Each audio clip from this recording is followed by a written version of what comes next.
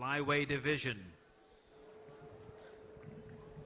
Your referee for this contest from Kyrgyzstan is Begzad Abdurrashidov.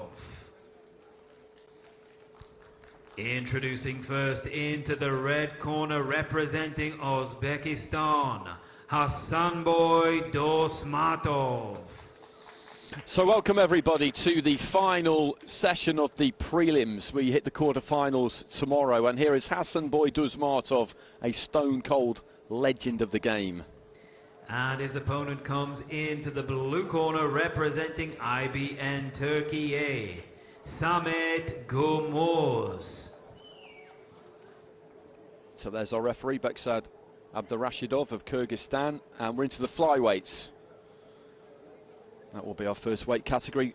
DUSMATOV, two-time Olympic champion. Your referee, as stated, is from Kyrgyzstan, Mr. Begzad Abdurrashidov, and your judges are from Tajikistan, Romania, Italy, Egypt, and Afghanistan. And that is Samet Gumus of Turkey, beat Sebastian Freire of Argentina in his first fight by unanimous decision. Paris Olympian as well, European gold medalist in the past. World Championship experience with the IBA and also World Boxing in September. Got to the quarterfinals there, so that was a really good showing. He's a skillful southpaw. Tippy-tappy might be a bit disrespectful, but you'll see he doesn't put loads on his punches, but he throws plenty of them.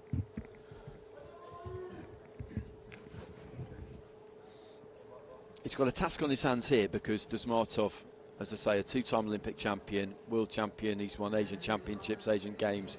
He's done it all. He was best boxer at Rio, the Val Parker Award winner. He's not boxed that much this year, I would say that. But generally, someone like him doesn't take long to get back into the groove. But there are no givens here. Gumus is a decent fighter. Round one. So DUSMATOV in the red, Gumus in the blue. He did turn pro in 2018, DUSMATOV, and looked to concentrate on pro boxing, hence he missed the Tokyo Olympics. It was all a bit stop-start, and then he reappeared at the World Championships in 2021 in Belgrade, not having boxed in the three-round format for a long time, and got knocked out in the first round, I think against Bibasinov. I think he got that draw. It was Uzbekistan, Kazakhstan in the opening round. And he lost, which was not surprising, given the fact that he'd been away. And then since then, he's come back into the fold.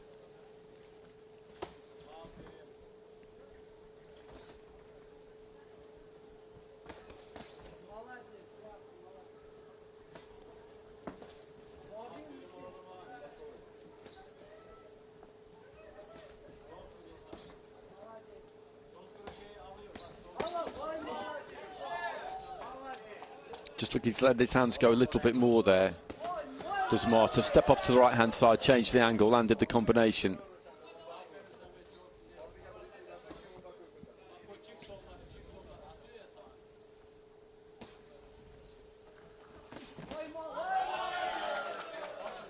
Right hand again there.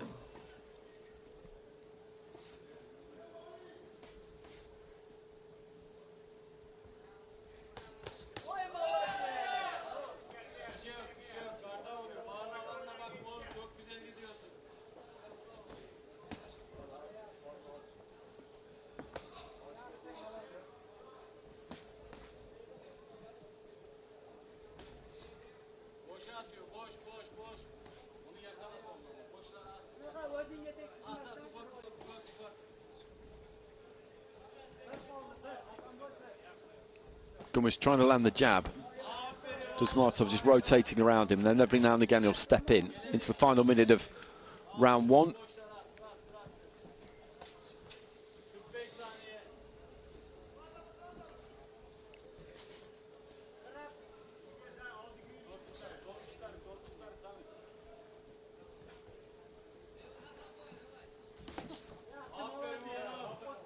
Lead hand to the stomach there from DUSMATOV. We've landed some decent shots in this opening round, enough to take it.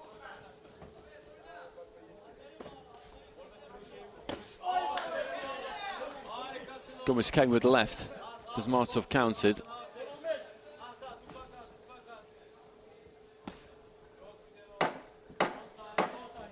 He's putting more in his punches, Gumus, than he did in his first fight. But catching up with DUSMATOV is proving to be a difficult thing to do in that opening round.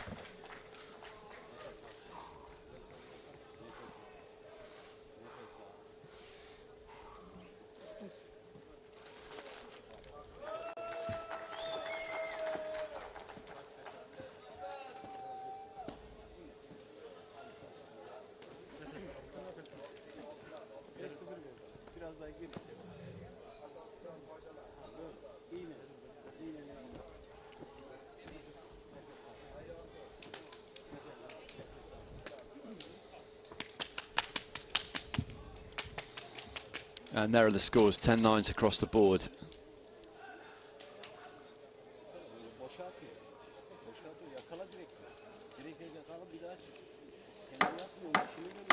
Seconds out.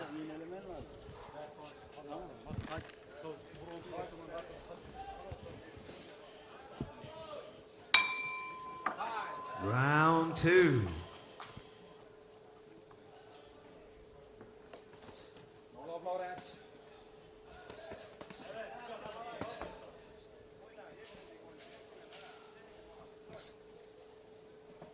So DUSMATOV with the lead after round 1. And again, just goes down to the body there, then looks to try and whip that right hand up to the head.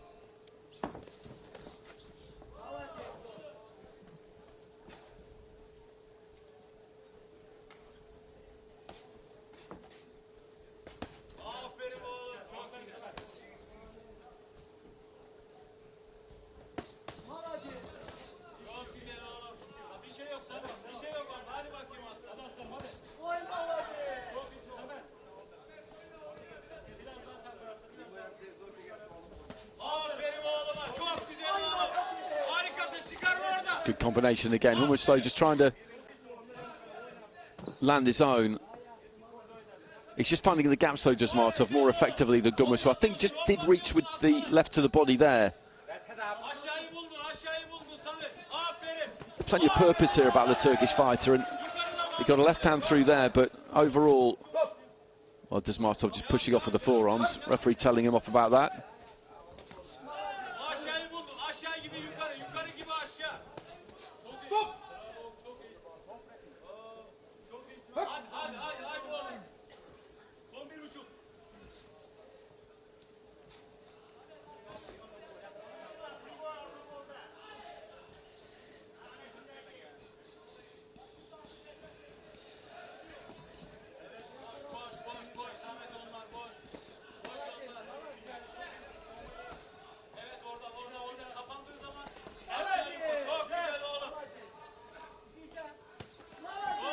And again, just explodes up out of that guard with the right hand.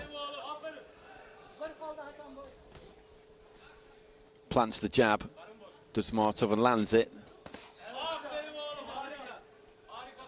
Happy to just tuck up behind that nice tight guard, just peering through the middle of it. And when he gets closer, takes a step there. Didn't let his hands go. When he gets close enough, punches. No real tell when it comes to what he's going to do. Final 30 seconds of round 2.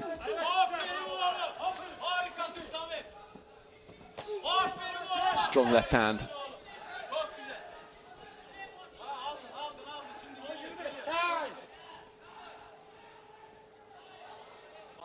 Oh, shoelace has come undone, I think. Bootlace.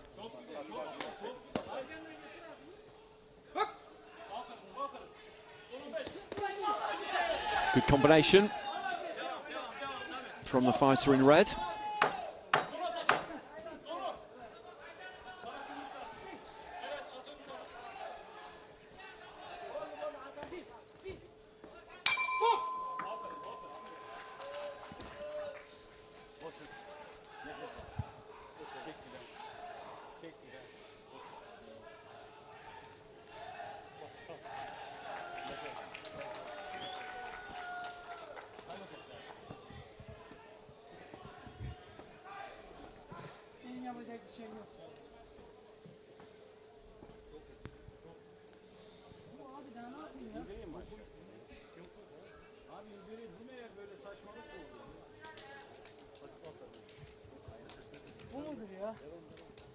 And 10-9 again.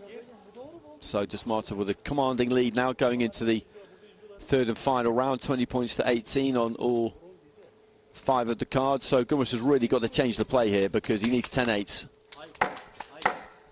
Seconds out.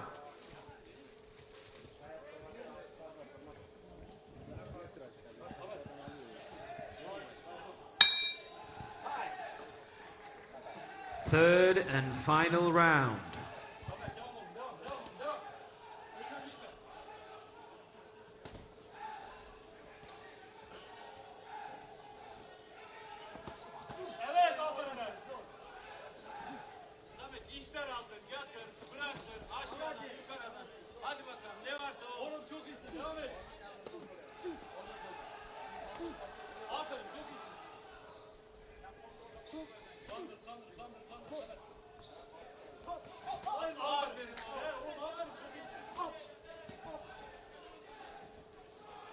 So third and final round. Just looking for that left hand there, Gumus, just seeing if he can just bring it up from the waist. Try a different kind of an angle, look for the uppercut there. But he's hard to hit clean, DUSMATOV, because he tucks up. You can get him on the gloves or the elbows like he did there. But when he's in that guard, that shell, it protects him from the top of the belt line up pretty effectively. He just leans in a little bit and allows him to move in, get close, confident that he's not really going to ship anything.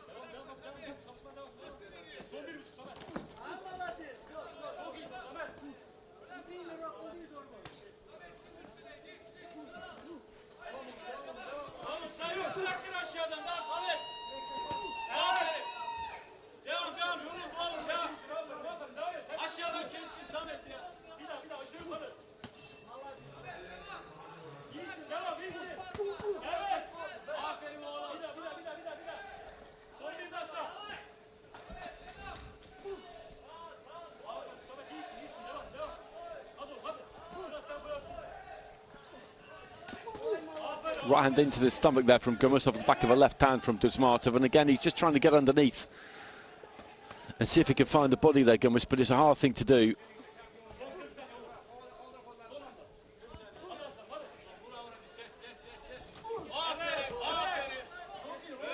Into the final 30 seconds of this opening fight of the session.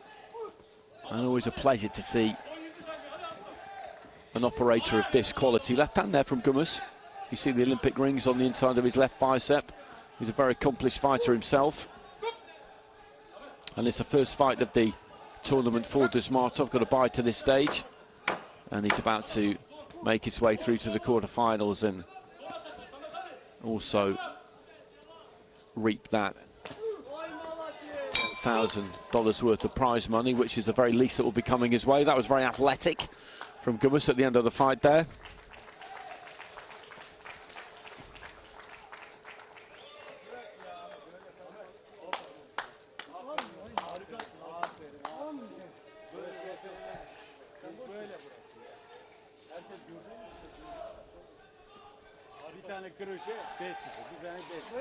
Ya öyle olur mu ya? Saçma saçma. Bekle.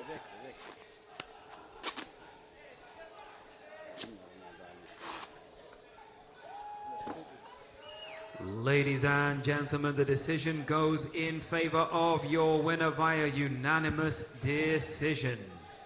In the red corner, representing Uzbekistan, Hasanboy DUSMATOV.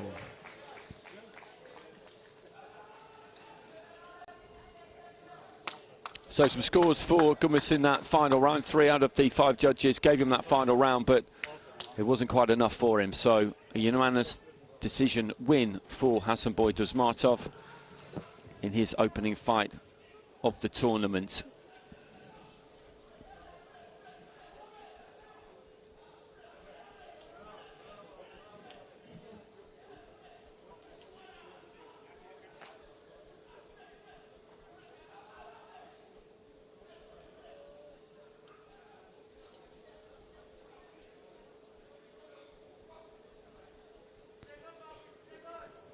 Ladies and gentlemen, the next contest in Ring A is also in the 51 kilogram flyweight division.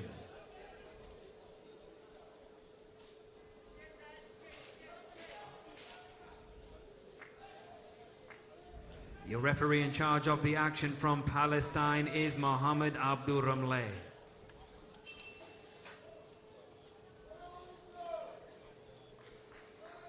Introducing to you first, coming into the red corner, representing Tajikistan, Meroj Sufijonov.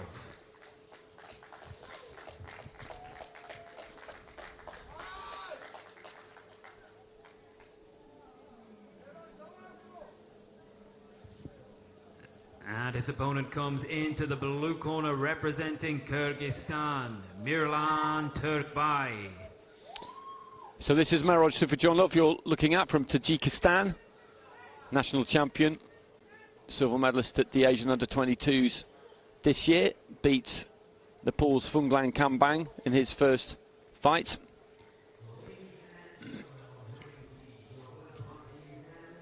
And this is Mirlan Turkbai, 35 years old, from Bishkek, beat Ashu of India in his first outing.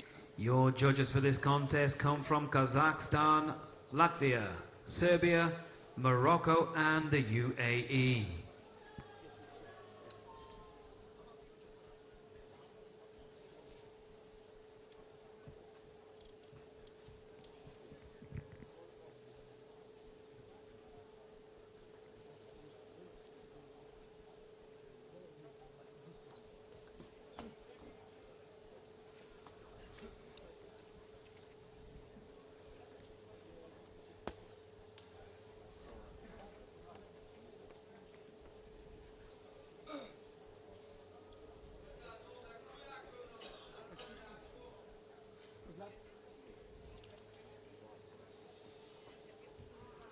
So Sufijonov in the red, Turkbai in the blue. Turkbai's got plenty of international experience. Boxed at the World Championships in 2021, has reached a couple of quarterfinals and Asian Championships.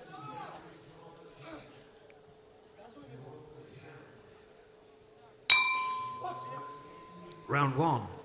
But one difference between the two of them is that Sufijonov is 19 and Turkbai is 35, so we'll see whether that has an impact.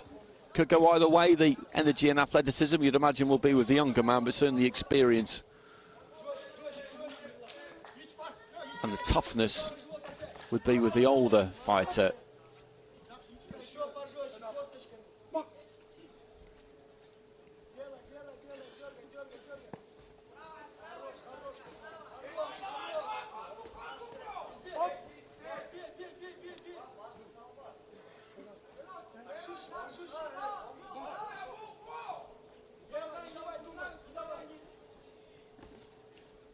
Just creeping in there.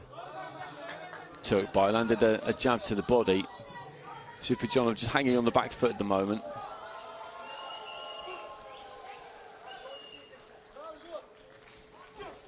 And then lets his hands go, lost his balance a bit.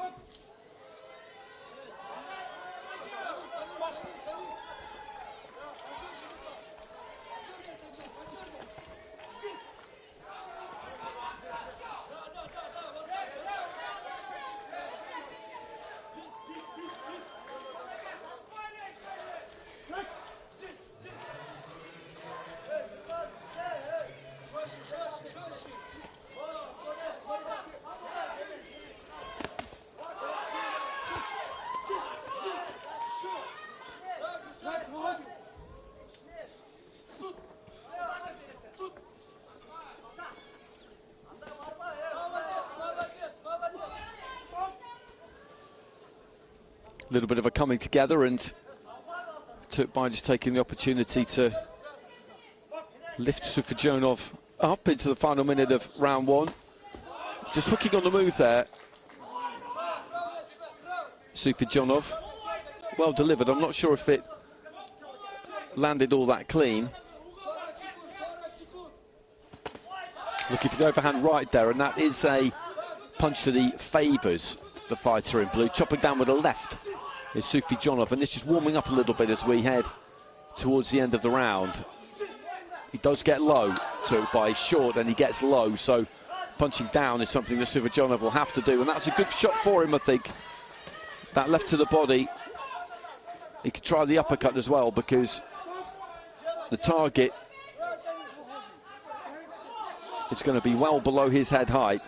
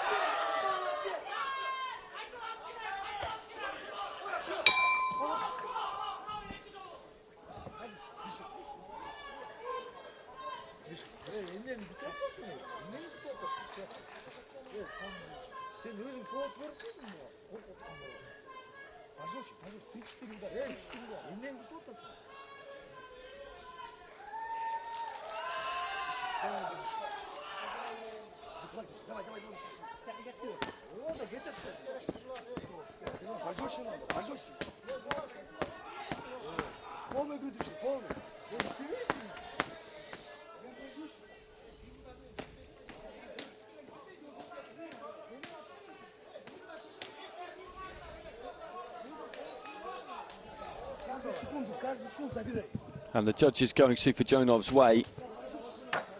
It wasn't a round where seconds out. There was a great deal of clean punching, but Sufijonov maybe just firing down with that left hand a couple of times did just enough. Round two.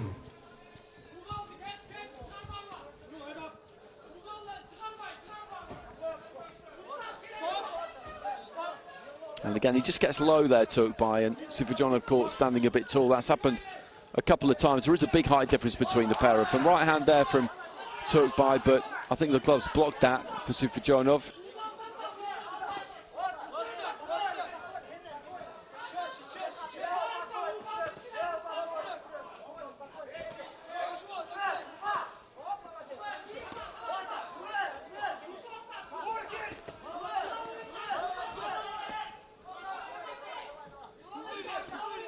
Long left hand was a good punch there from Sufijonov, then just trying to dip down again with that left hand. I still think that kind of left he threw in the first round, where he's just whipping it up from low, looking for the body, looking for anything really, because he comes in with that head dipped forward. He won't really be able to miss him if he just backs up and looks for that uppercut, long left hand to the body, as well as that chopping down right. There it is. And he landed it.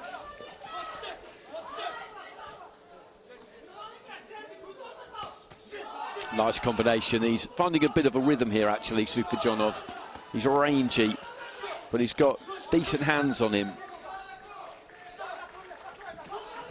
And he's catching his man as he comes in here, which against somebody like this is exactly what you need to do. He doesn't really throw a jab, Sufijonov. That's one thing you notice about him. He's happy for Turkbai to come to him, backing himself to time him on the way in. And it's that left hand, really, that rear hand that he favours. And he'll lead off on a hook sometimes, but what you won't really see him do is spear out a jab. Left hand from Turkbai.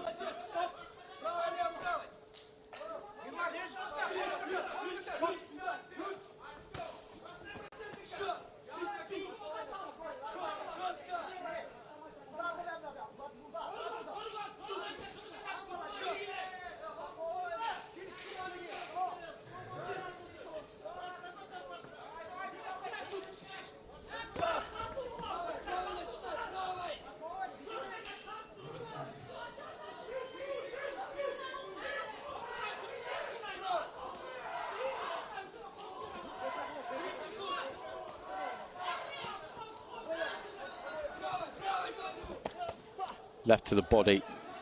Closing stages of round two. It's been a good round this for Sufijonov. It's been a dominant round. And that's good, just dipped the knees, and as his opponent came in again, just rammed that left hand straight into the midriff. He's mixed it up well, gone up to the head sometimes, down to the body. And he's in a comfortable position here. He'll have a 2-point lead with all of the judges going into the third and final round, so he's within touching distance of the last 8.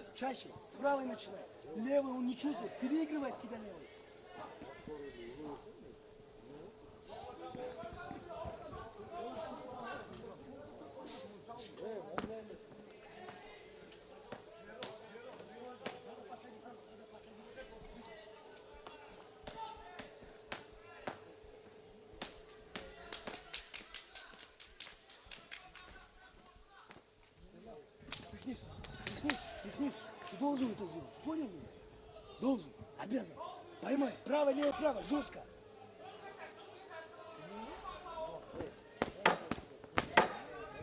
Seconds out. Жестко.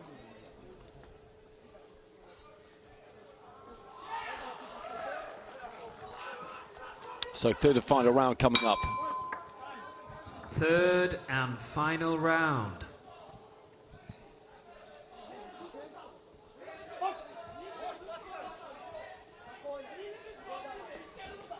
And a 2-point lead on all 5 of the cards for Sufijonov, who, as I said, in that second round just found a bit of a groove. Right hand to the body there from Turkbai to start things off in round 3.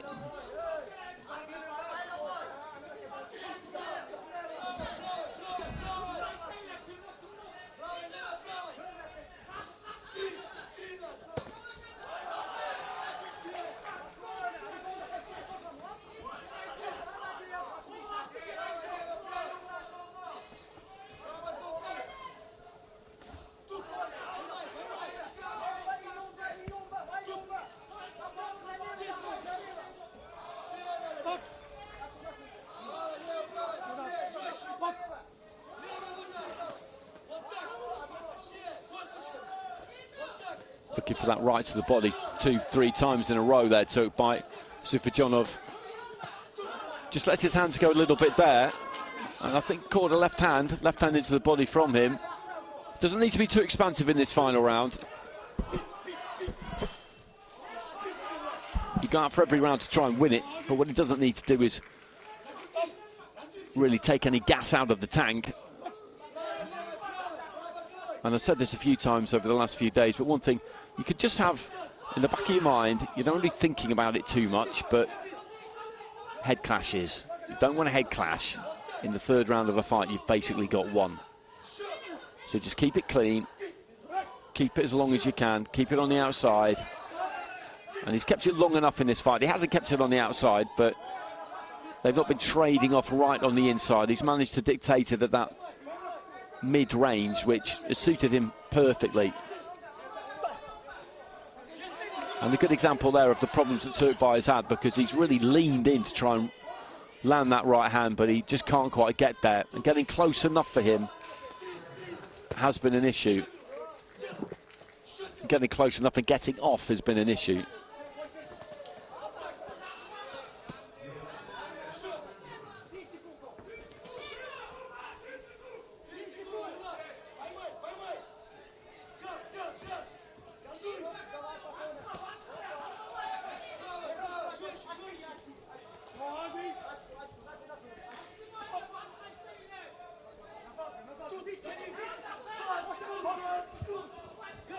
So closing stages, and Sufijonov, like DUSMATOV did, is going to make his way through pretty comfortably here. Turkbai, try as he might, has not really been able to put him under too much pressure.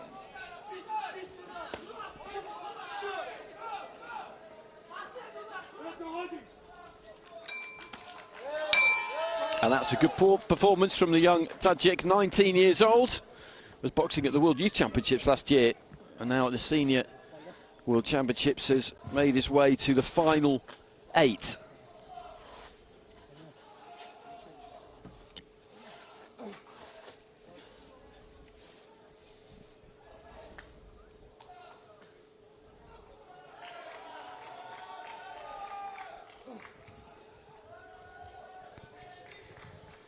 Ladies and gentlemen, the decision goes in favor of your winner via unanimous decision. In the red corner, representing Tajikistan, Meroj Sufijonov.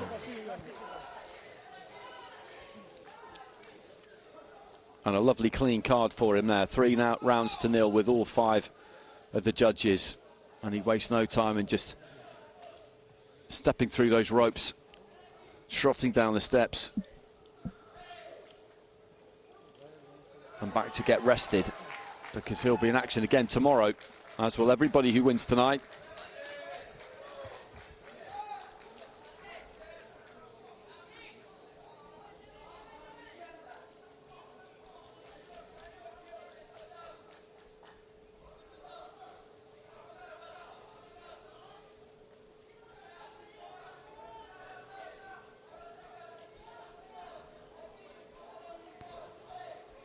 Ladies and gentlemen, your next contest in Ring A is in the 51 kilogram flyweight division. And your referee in charge of the action from Afghanistan is Tamim Sultani. Introducing first, coming into the red corner, representing Armenia, Rudolf Garboyan.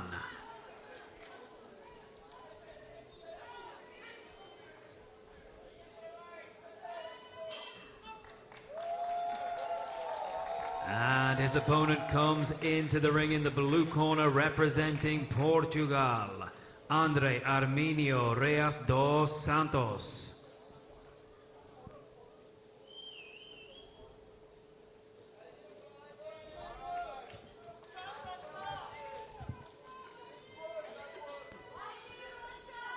Your judges for the contest come from Sri Lanka, Kyrgyzstan, Romania, Tajikistan and Egypt.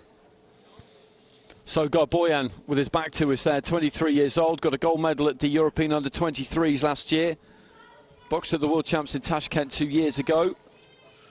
So 3 pro fights, has won them all. And this is Armenio Reyes of Portugal.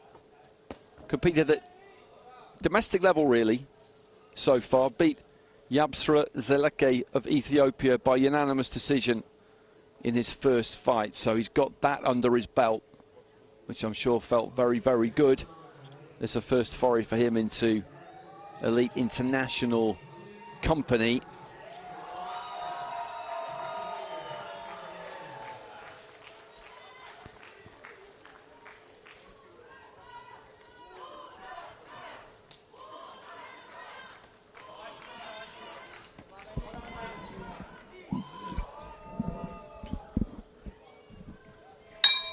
Round 1.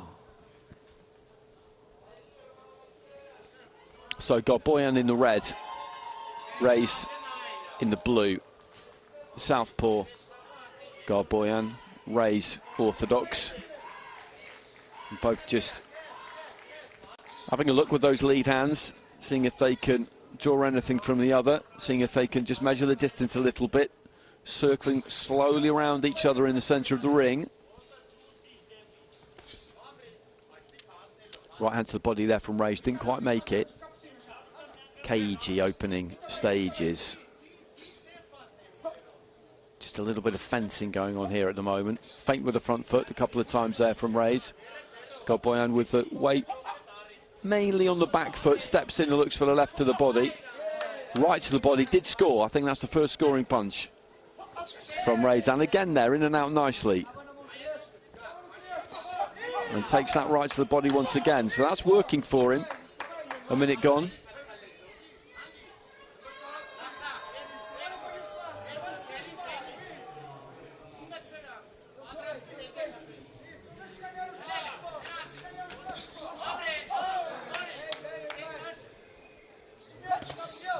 Again, another right down to the midsection. Midway through the round.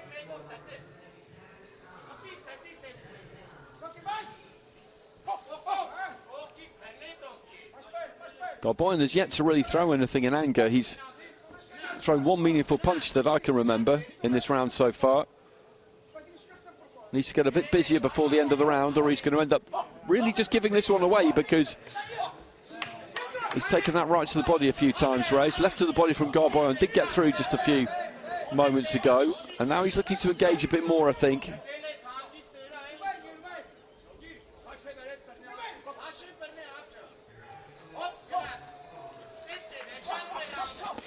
Good combination there from Reis, dipped through the right hand.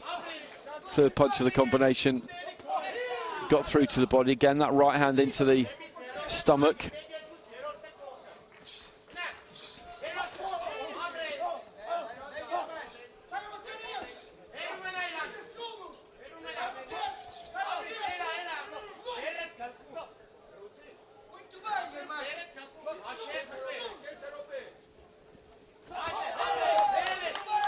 And again, there's that right to the body. And that's one in the round here. Fires off the combination. Garboyan has just inched in, crept in, hands raised, looking like he's going to let his hands go. And he is towards the end of the round here. But he'll need to start quick at the end of the second. Right hand lands there from Garboyan, but he's going to have to start quick at the end of the second, like he's finished at the end of the... at the start of the second, rather, like he's finished at the end of the first, because that round has gone to the blue corner.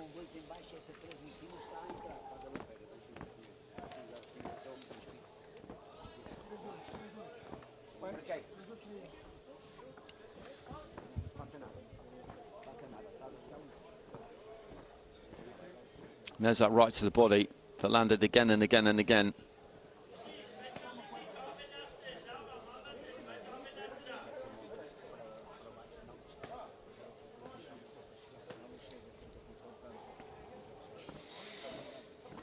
Well, a split scoring there in favour of Garboyan. 3 scores of 10 for him, 2 scores of 10 for REIS. He landed that right to the body again and again and again there, REIS. And Garboyan, honestly, barely landed a thing that I saw. He was on the front foot, but... Seconds out. It's about landing, scoring punches, so... Round 2. I'm slightly puzzled by that split.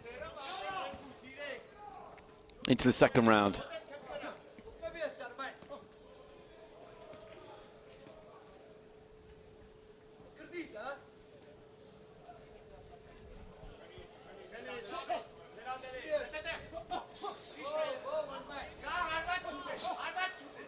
There's that right to the body again, that little stab. There's nothing on it, but it's a scoring punch. Walked in a bit square there, REIS, and Garboyan might just have clipped him with a left hand as he came in.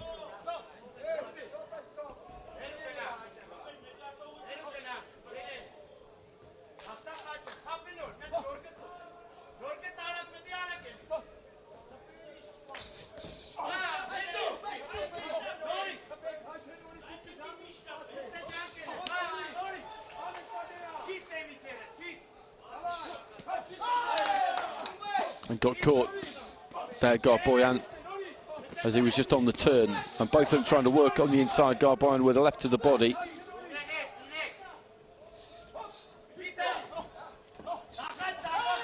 Left hand from Garboyan. REIS steps in with a right.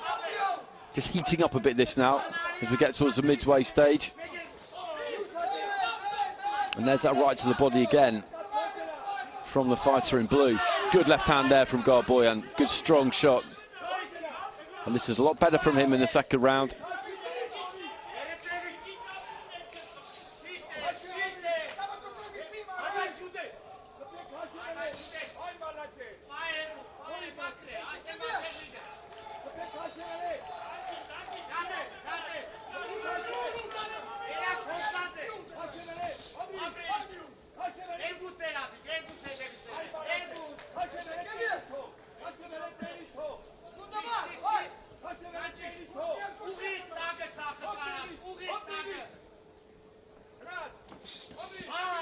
Little combination there from Garboyan up close. He's just catching REIS as REIS comes in this second round, which is something that he wasn't doing in the first. But they both land there, left to the body. from red, right over the top from blue, right to the body from blue.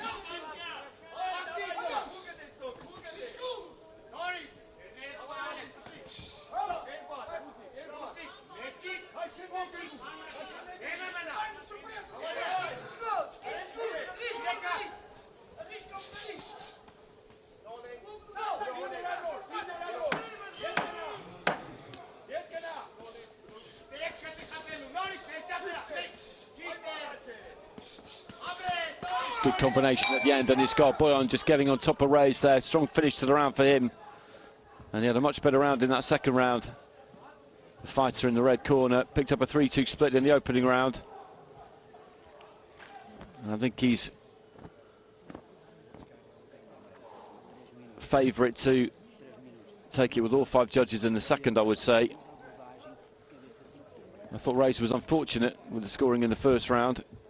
And if he does drop it with all of the judges in the second, then he's behind the 8 ball here, because he'll find himself down by 2 points with 3 of the judges. Let's wait and see. He was much better in that round, Garboyan. He just let his hands go more.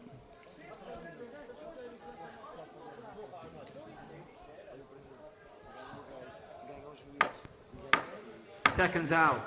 And he does get it across the board there, Garboyan. So you look at that bottom right-hand corner, 20 points to 18 with 3 judges, 2 cards level at 19 apiece. So he's got it all to do here, REIS. He needs 10-8. Final round.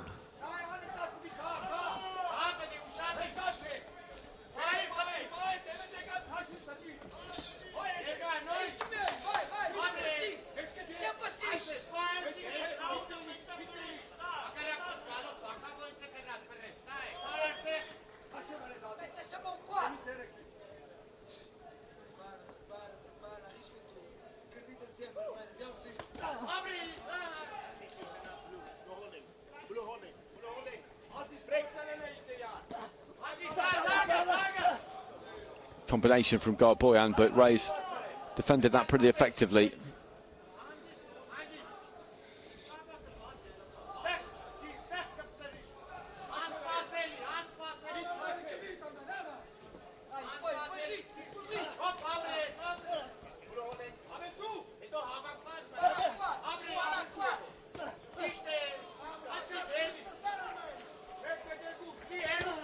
Left to the body there from Garboyan.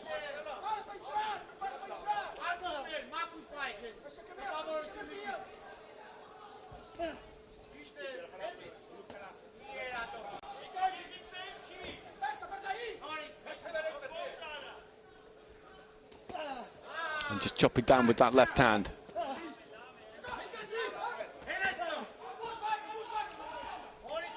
REIS just trying to pick things up a little bit here midway through round 3.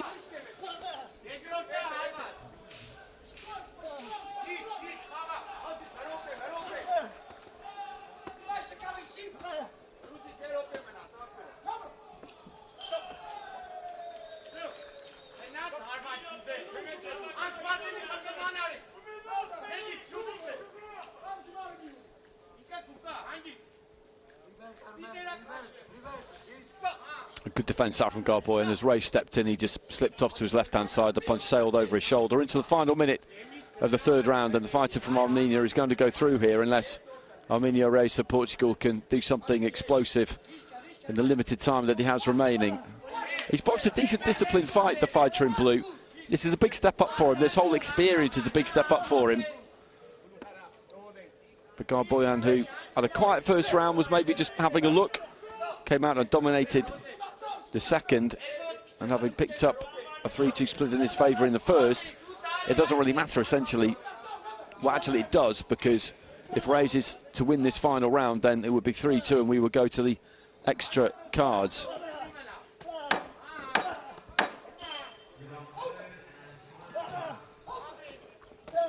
Strong left hand there from Garboyan. And as we get to the end of the round, the right hand lands there from REIS, who went after it towards the end there. And he feels like he's done enough. And if he can get those 2 drawn scorecards in that third and final round, then it'll be 3-2 and we will go to the extra scores. There wasn't too much separating them in that final round, to be honest. But given the way the scoring has gone in the first 2, my guess would be that Garboyan will get that last one.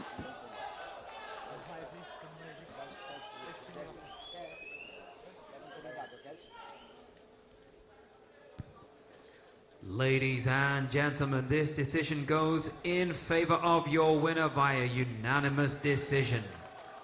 In the red corner, representing Armenia, Rudolf Garboyan. So Garboyan gets it by unanimous decision, 10-9s all the way through in that third and final round. So that gave him a 5-0 win. And through he goes to the quarter-finals. We've got one more fight for you in the flyweight division, and then we will move on into the featherweights. Next one is Cuba against Spain.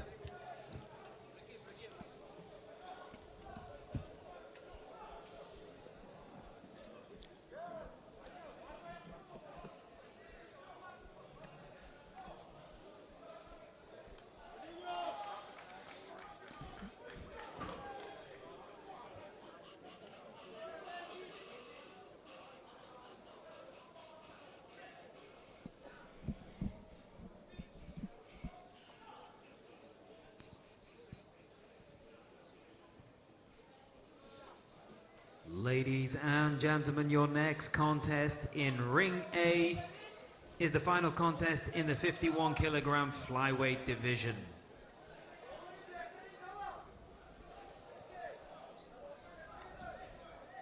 Your referee in charge of the action from the UAE will be Sultan Al-Wali.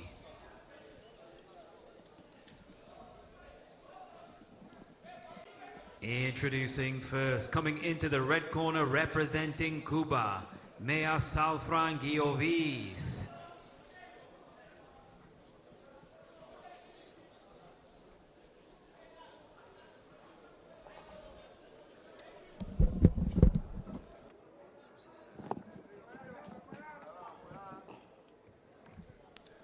And his opponent comes into the blue corner, representing Spain, Martin Salvador Molina.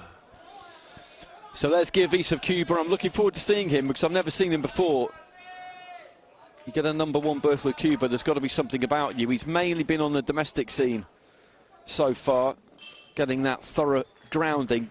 Good win, big win in his first fight against Sufijonov of Azerbaijan, 4-3. Your judges for this contest come from Kazakhstan, Palestine, Colombia, Tunisia and Serbia. Molina is somebody I've seen lots. Boxed a lot of WSB back in the day. Fantastic competition. Gold medalist at the Europeans in 2022. Bronze medal at the World Championships in 2023. The IBA World Championships. And at the World Boxing World Championships this year, back in September, he got to the quarter-finals. And of course, that's what he's aiming for here. Everybody who wins today and yesterday make it through to the last 8 and bank $10,000 US.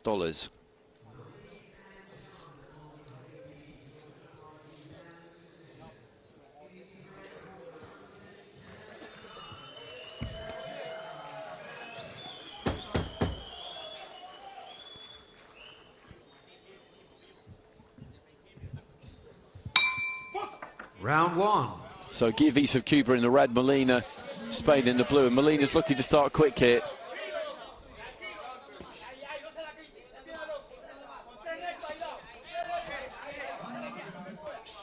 Giovis trying to use that jab. Just backing up, trying to throw the uppercut there. He's got long old arms on him, Giovis. Some serious reach. Molina just tucking up, chopping right hand, and that's really hurt him. That has hurt him. We could see that it was right above us, that first right hand, and it got a reaction straight away, and the left hand has dropped him, and I think the referee should probably stop this because he's not quite all there, I don't think. Molina, and the referee is having a good look at him. Is he going to allow him to continue here? Well, he is. Over 2 minutes remaining, but he is buzzed up here big time, and Giovis just needs to land one more solid shot on him, and that's going to be it. Good strong right hand. What a start from Giovis. Absolutely electric. And there it is again, and the referee waves this one over. My word, that was impressive. That really, really was. And Molina just looking at the referee there, and he is a very experienced fighter, but as I've said in this ring a few times in the last few days, he doesn't really know what's just happened. Giovis just got him going with that right hand. It was right up above us as we were sitting on the table here, and you could see the short circuit straight away, where the body just responded to the punch. And you got that kind of jerky movement. And another right hand followed up, which didn't land absolutely clean, which was probably just as well.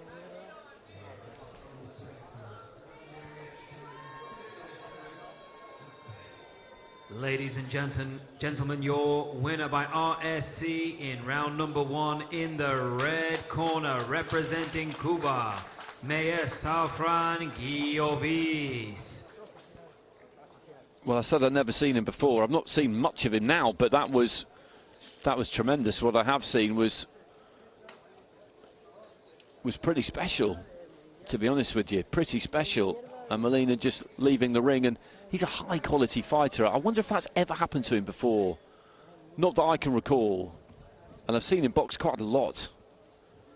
Chopping down right hand. That was the first one. He goes into the ropes, and that was a knockdown that followed. And the legs just aren't there. They just are not there. What a way to go through to the quarterfinals.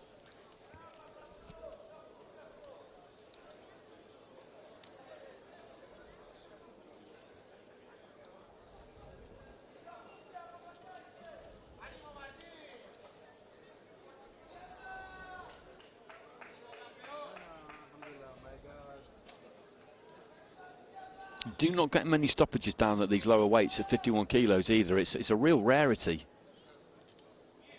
Sharp hands. Okay, let's take it up a couple of weights to featherweight, 57 kilos. Everybody's been caught slightly on the hop by that because our new team of officials aren't quite ready.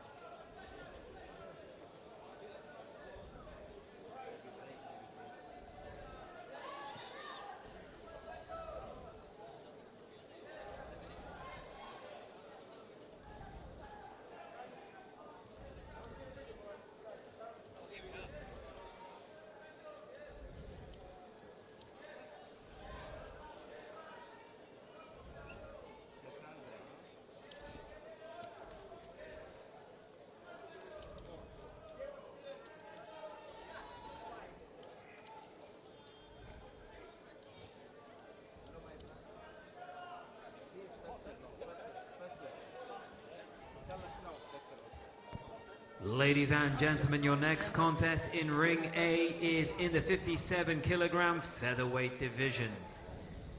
And your referee in charge of the action from Azerbaijan is Faud Aslanov. Introducing first into the red corner, representing Kazakhstan, Orazbek Assylkulov.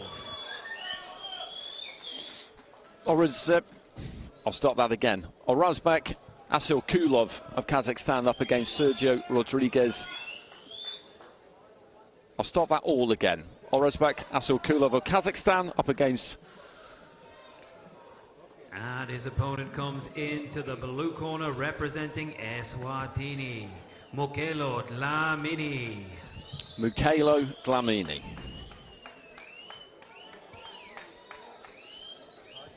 Assylkulov boxes out of the southpaw stance, 27 years old. Silver last year at the Asian Championships, has had a fight already. Beat Alessandro Sanchez de Silva of Cape Verde. Your judges for the contest come from Morocco, Romania, Italy, Tajikistan and Colombia.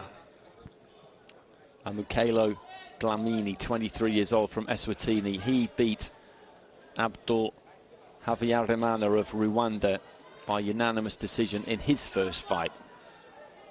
So both of these two familiar with their surroundings here. Tall for the weight, Dlamini. Turns well around the front foot. Favours that right hand. Assylkulov's a southpaw, an organised, disciplined kind of fighter.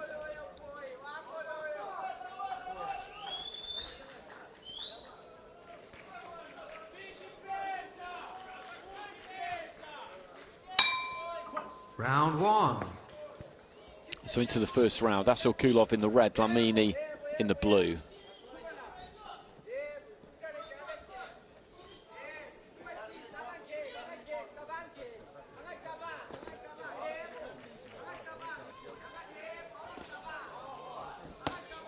Huge left hand there from Assylkulov. Mere seconds into the fight and the referee has waved this one over. You can hear that one just echoing around ringside. What is going on in Ring A?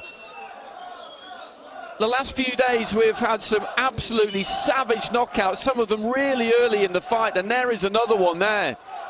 He stepped in, he threw that left hand slightly over the top, and you could hear that just resound around the tennis stadium.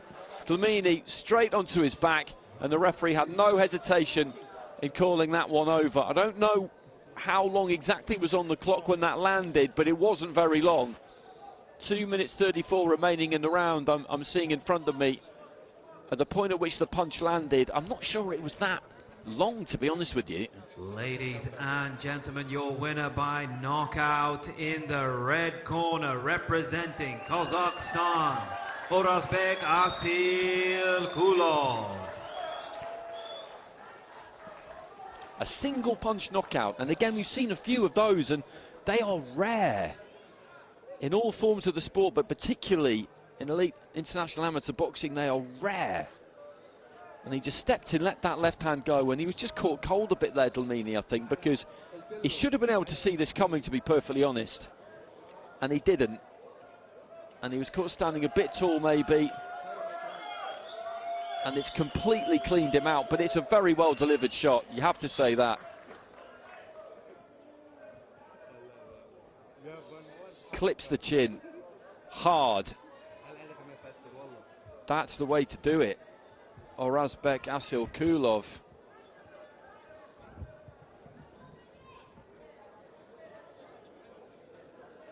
I'll need to count up how many first round knockout finishes we have had in this ring. It's a lot. Actually, coming up now, Carlos Bernard Martinez, he gave us a great knockout in his fight. It wasn't in the first round, it was in the second against Jason Mama.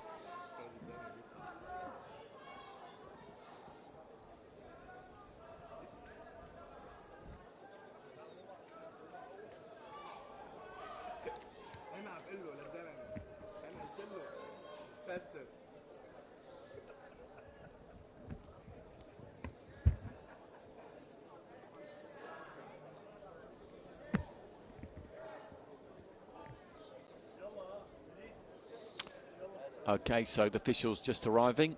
Two very early finishes there. Very early. Combined, we didn't get... I don't think we even got to a minute there between that flyweight fight between Giovis and Molina, and then followed by Assylkulov against Dlamini.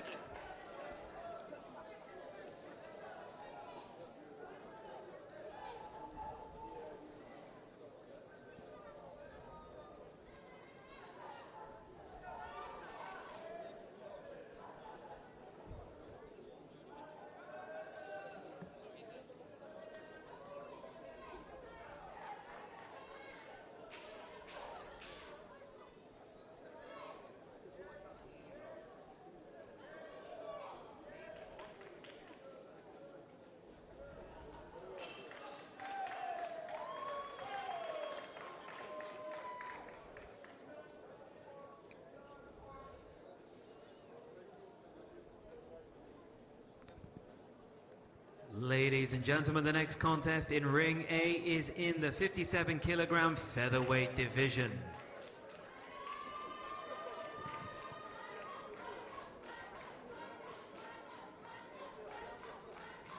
Your referee in charge of the action from Morocco is Oumeima Semlali.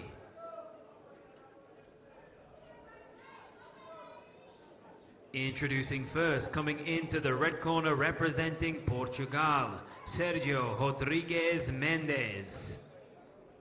Rodrigues Mendes first up, won by a split against Kevin Alakok of Guyana in his opening fight.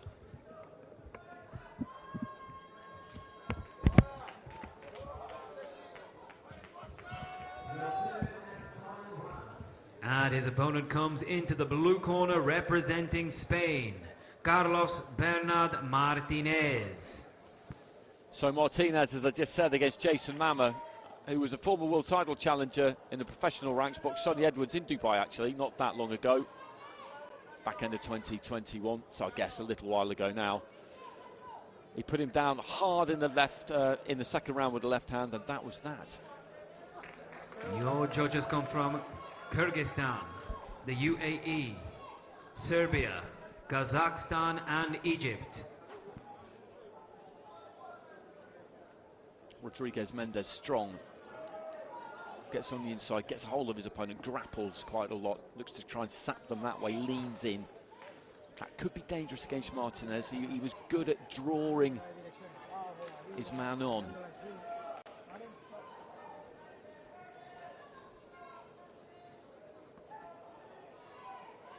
Switches between stances pretty fluently, and he can punch.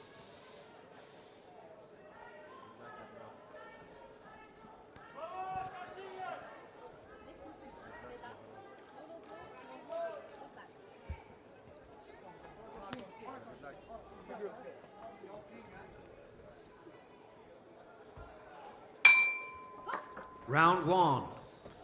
So Rodrigues Mendes in the red, Martinez in the blue. Good counter right hand there from Martinez straight away.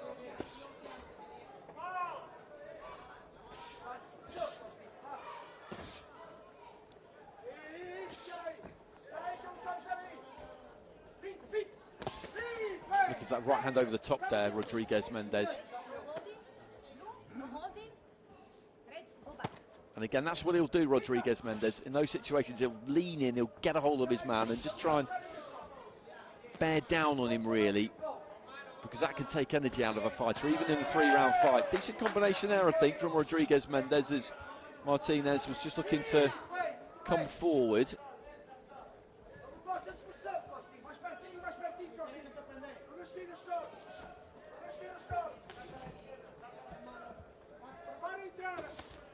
Good jab that from Martinez into the chest of his opponent, who then just has to start again. The right hand was decent as well.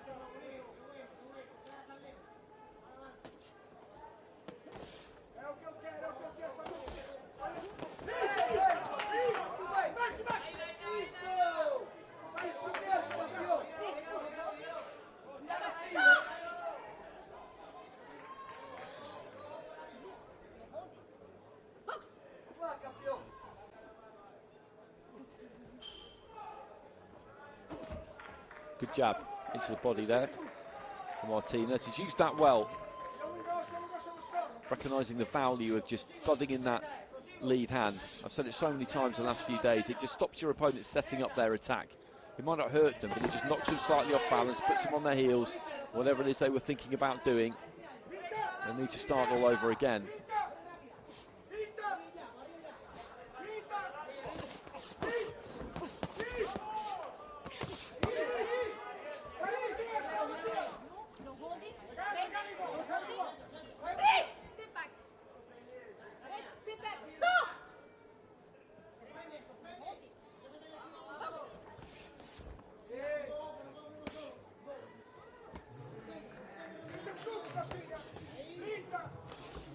Again, just goes with that jab to the body there, Martinez, into the final 30 seconds of round one. And for the first time in a little while, it does look like we'll get past the first round here. Big chopping right hand, just as I say that, from Rodrigues Mendes. Looking to do some damage.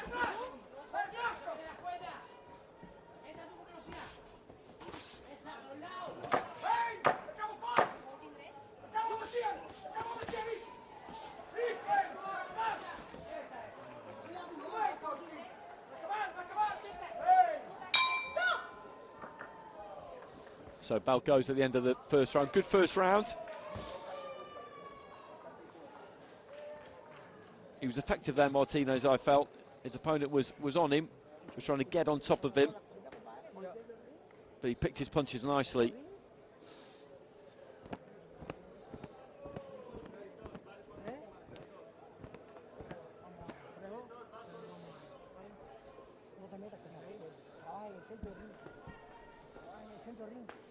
That's a long right hand that got through, but the majority of the clean punching I felt there came from blue.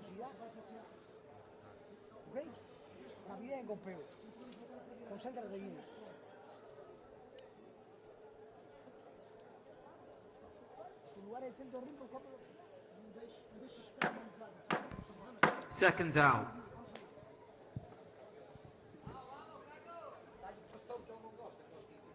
And we've got split scoring there, so 3-2 in favour of Martinez. So I think he's done well there, Rodriguez Mendes. He's got a couple of cards. That's a good result for him at the end of that first round.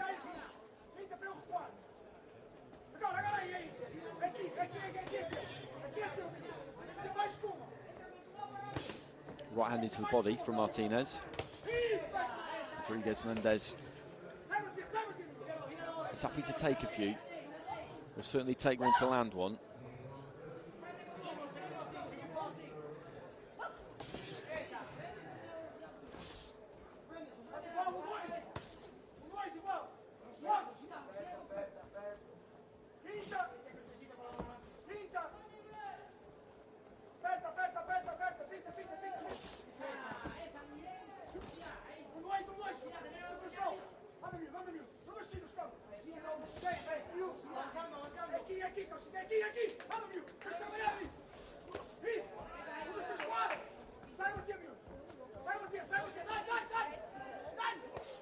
Right hand into the body again. He's just having a little bit of a grapple there, Rodriguez Mendes.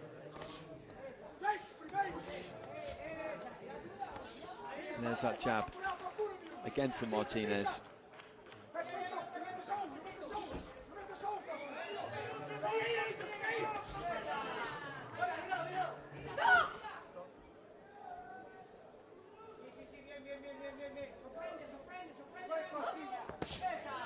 Stepping in with a lead left there, Martinez. These two just coming together.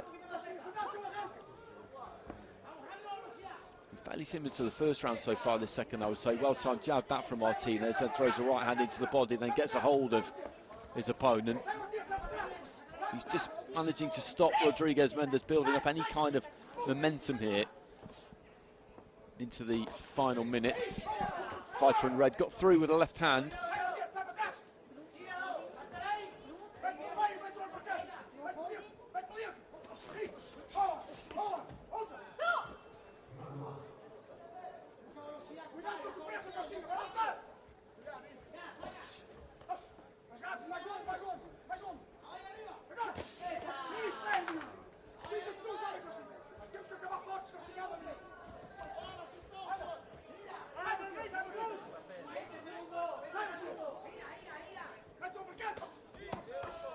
Working well to the body there, Rodriguez Mendes, then going up top. Martinez looking for the uppercut, but he didn't land it.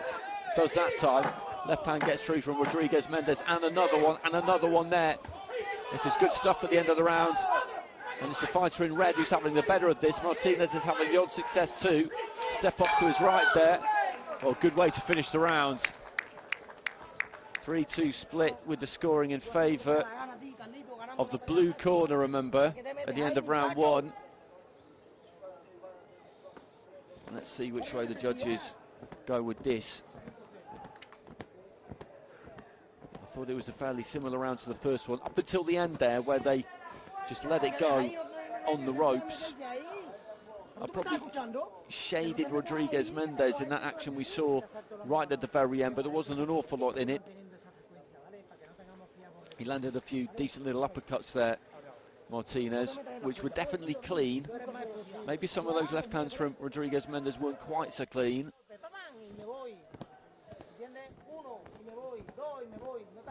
And it's Martinez who gets it with everybody. Seconds out. So he has got 3 cards Then he leads 20 points to 18, the other a 19-19. So Third Rodriguez and Mendes, final round. he needs 10-8s here. He needs something big. A 10-8, remember, can be secured with a clear round win. It doesn't have to be some tremendous beatdown. A clear round win is what can get you a 10-8, and that is what he needs. But if he can take those two drawn cards, then that would make it 3-2, and we would go to the 2 extra scores. So at an absolute minimum, that's what he must do. Those 2 drawn cards with our judges from Spain and Kazakhstan, they've got to go his way. And if they do, then he gives himself a stay, if you like, and we'll add those other 2 cards in.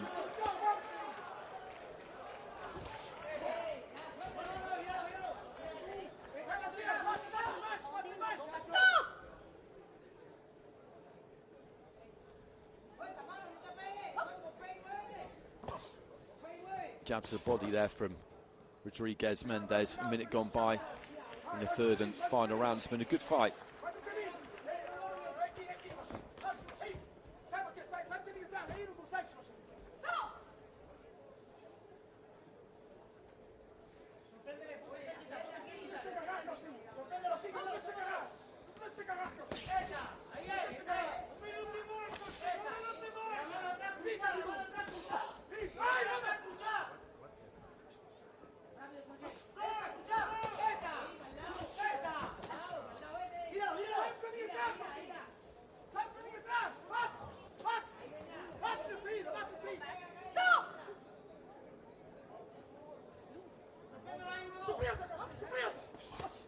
Looking for that long left hand there, Rodriguez Mendes. Good jab out of the southpaw stance, and then looks to try and get on top of Martinez, who turns him well out of the corner.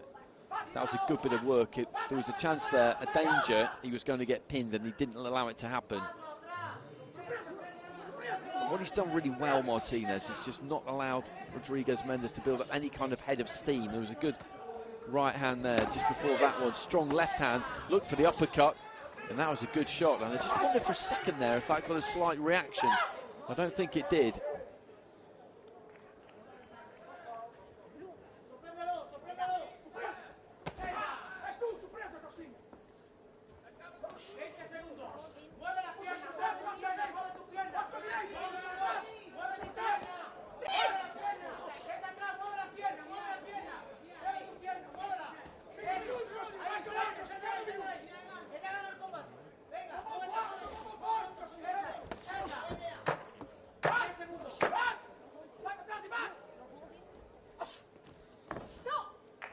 Final few seconds.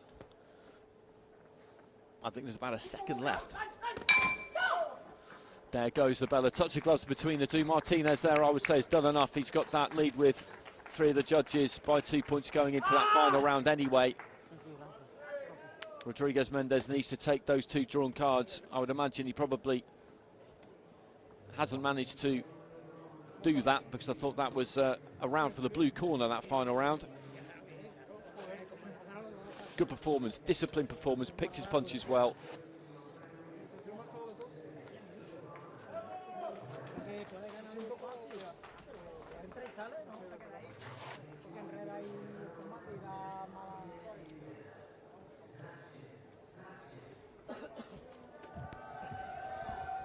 Ladies and gentlemen, your winner of this contest by unanimous decision, in the blue corner, representing Spain, Carlos Bernard Martinez. Good performance, 3 cards of 30 points to 27, 2 of 29-28. So 3 3-0s, 2 2-1s. And through he goes. 2 more fights at featherweight, and then we'll finish off with the light middleweight division. And come the end of this evening, the prelims, as we described them, will be over, and we'll be into the quarterfinals tomorrow. They'll all take place on the same day. And then the semi-finals on Thursday. A rest day on Friday, from this code at least. We have an IBA Pro card, a WBA heavyweight title fight between Kubrat Pulev and Murat Gassiev, though, to get stuck into. And then the finals coming on Saturday.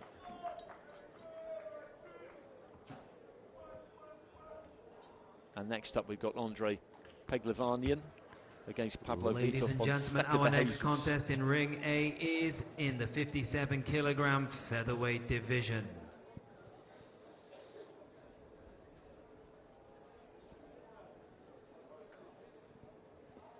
Your referee in charge of the action from Latvia is Sergei Petrunin.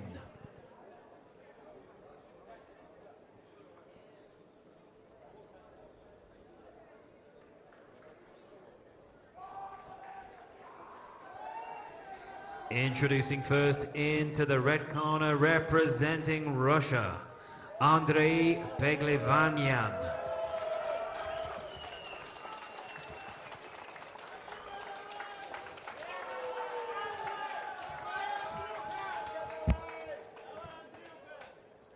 And his opponent comes into the blue corner, representing Brazil, Victor Pablo de Jesus Fonseca.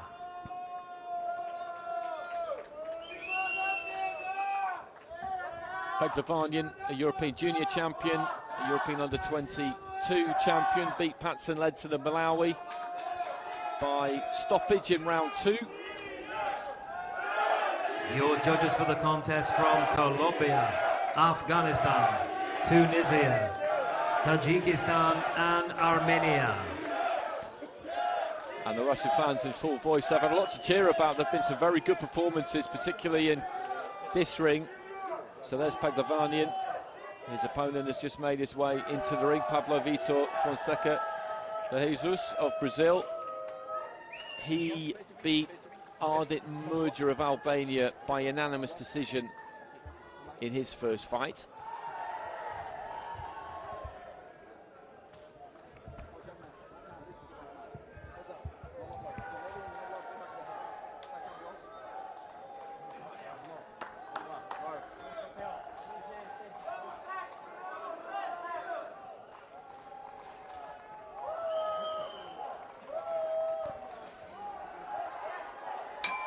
Round 1.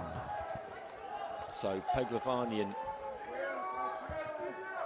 of Russia in red, Fonseca Brazil in the blue.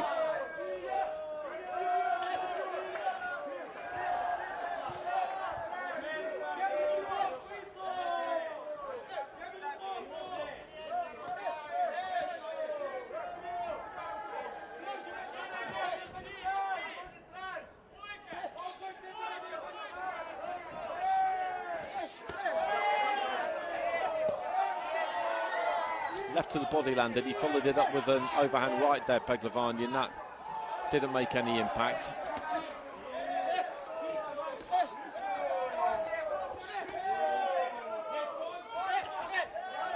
Again, the left to the body there from Peglevanian. He started nice and quick here, nice and busy.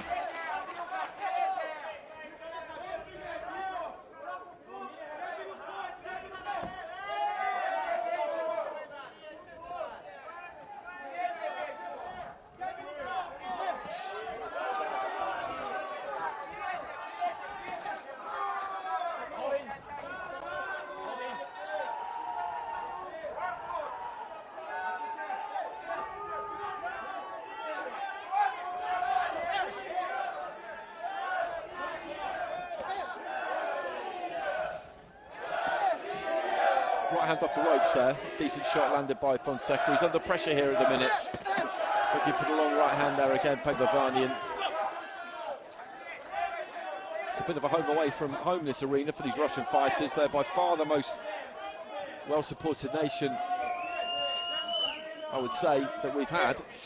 The Russian population of Dubai have got wind of this, the boxing fans anyway, and have headed down here.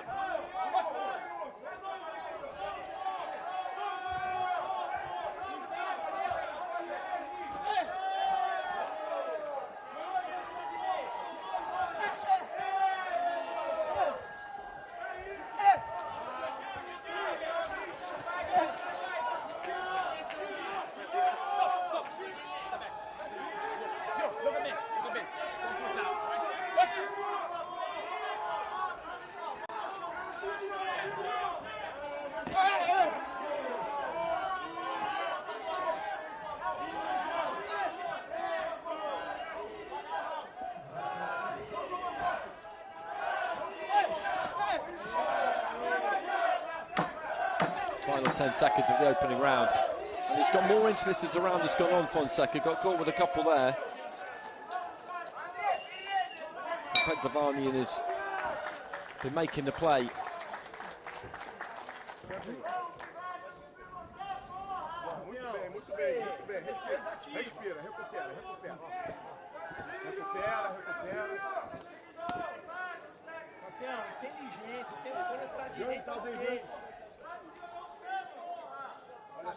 Me escolha, fica na sua distância, entendeu?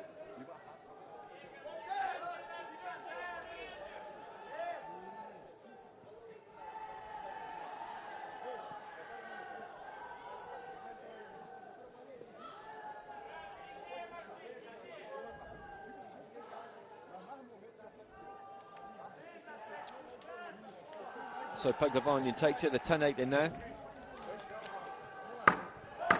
Seconds out.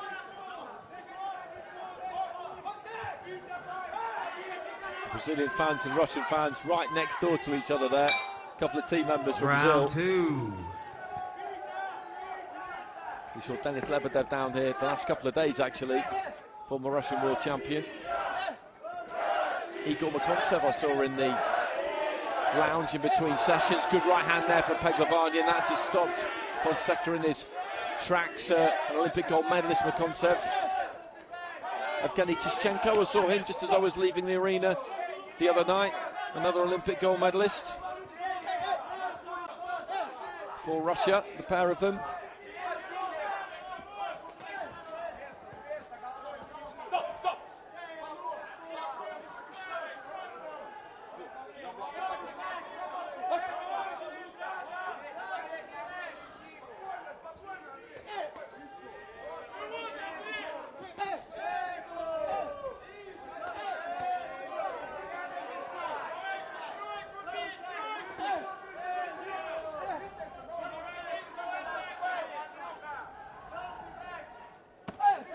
Left into the body from Fonseca. Long right hand there from Dlamini, and then a right into the body. To give Fonseca his credit, he's had a lot thrown at him. He hasn't let all that much through particularly clean.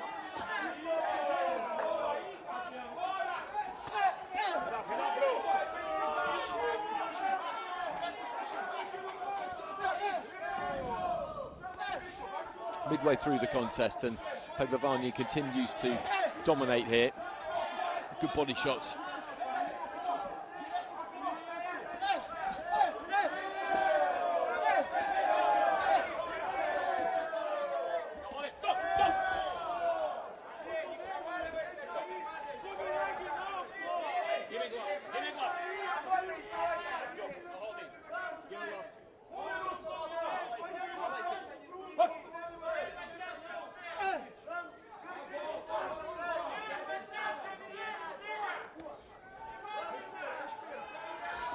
Steps in with a nice 1-2, the right hand crunched through, and that was clean. You saw the head just snap back a little bit there.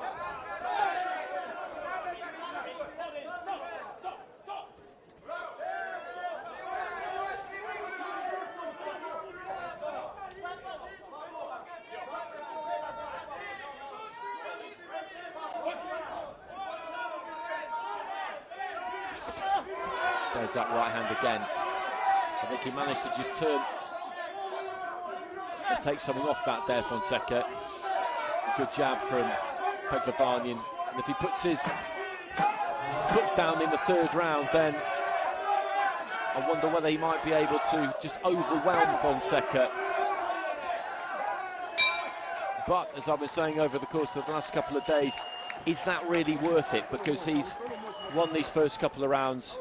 We had a 10-8 from one judge in the opening round, which I could understand because it's a clear round win. That was a clear round win as well. And there's another 10-8 from a different judge, I think, coming our way.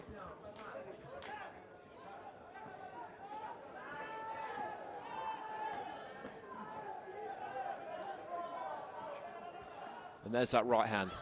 He sets it up well, springs in nice and quick. And the lead hand just dresses it up.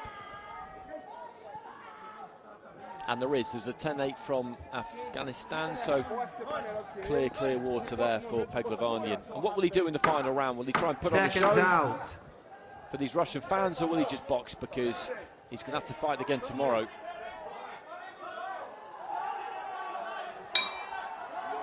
Third and final round.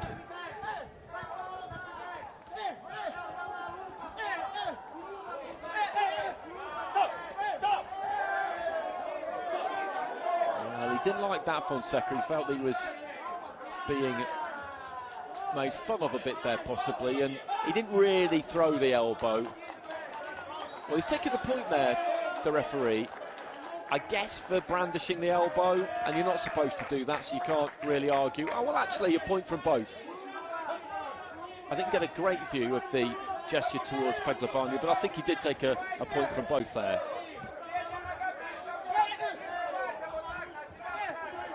So they were equally to blame. I think that's a good bit of refereeing.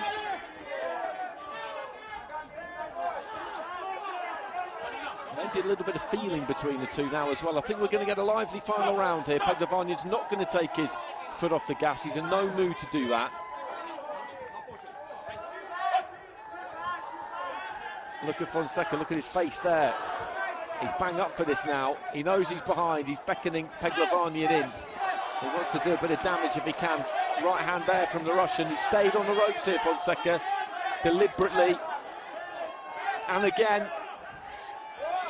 not really working for him, to be perfectly honest.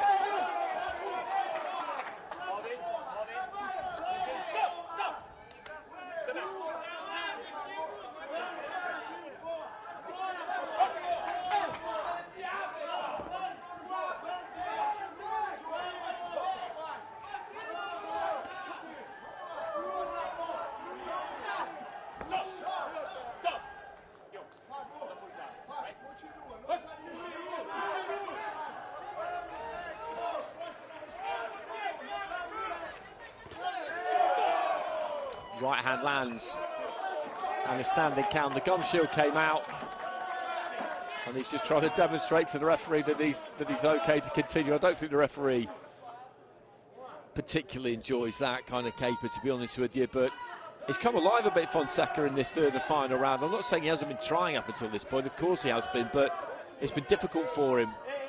But I think Peglavanian just riled him up a bit at the start of the round when he was spinning him around, just throwing him around a bit. He half-aimed the elbow, and since then, he has been bang at it. Although, it's the fighter in red who has been coming off best, but I just wish we'd seen a bit more of this a bit earlier, because this is what we needed, that bit of fire, that bit of belief, utter determination to do everything you can to win. He didn't really have that in the first couple of rounds.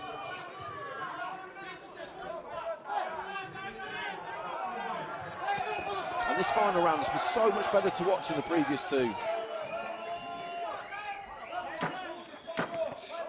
Last 10 seconds, it's a Peglavanian round again. Big, strong right hand. The referee, I think, could have stepped in for a standing count, but was so near the end. And for the second one, actually, those are clean shots. Good action, that final round. Thoroughly enjoyed that. And he's whipping the towel around there, the Brazilian corner. He's lost here, Fonseca, but he gave us something in that final round. He really did, some proper entertainment. And Peglavanian did that pretty much all the way through.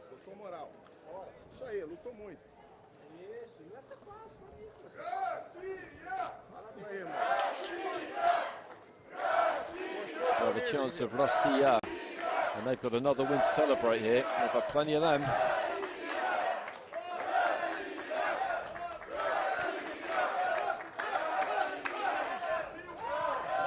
Ladies and gentlemen, the winner of this contest via unanimous decision. In the red corner, representing Russia, Andrei Peglavanian. Well, Peglavanian gets it. There's some strange scores there because of the point deductions. We've got a 29-24. You don't see many of them, thanks to two 10-8s from the Afghanistan judge, and the point deduction, another 29-24 from our judge from Tajikistan. It's pretty wide margins and a good performance. And we've got one more at featherweight. Paul Nguku of Kenya will be up against Armando Sigauque of Mozambique. Good final round. He just didn't really have the self-belief the first couple of rounds, Fonseca. It's like he was trying to feel his way into it, just hoping that he might find a way rather than trying to force it, rather than trying to make it happen.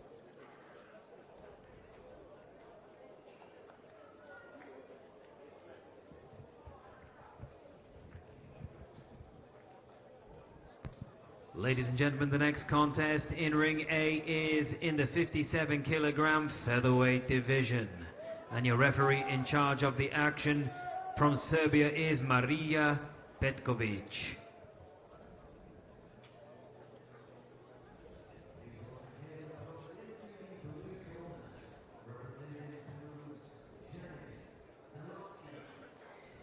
Introducing first, coming into the red corner, representing Kenya, Omondi Paul Onguku. Onguku won 4-3 in his first fight against Ahmed Al-Koum of Libya. It was a dramatic fight. He scored 8 counts in the second round. It went to the bout review, the extra scores.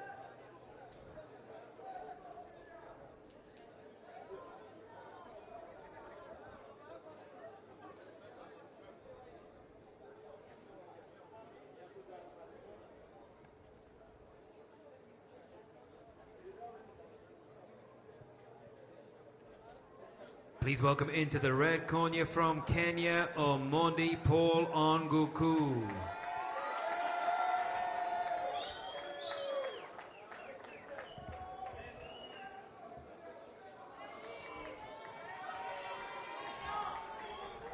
And here he comes. And his opponent comes into the blue corner representing Mozambique, Rigoberto Armando Sigauque. So there's Onguku, 21 years old.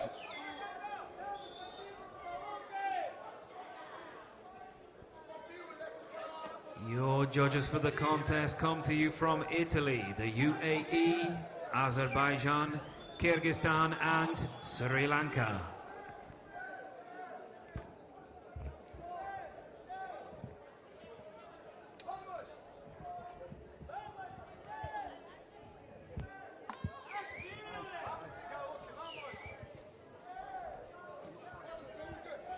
All Africa silver medalist last year, Sigauque.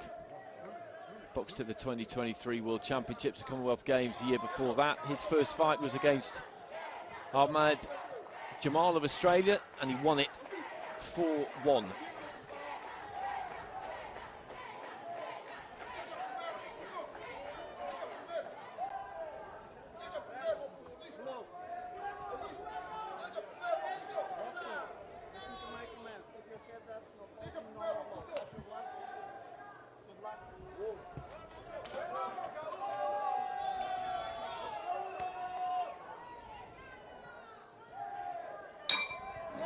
Round one. So Onguku in the red, Sigauque in the blue.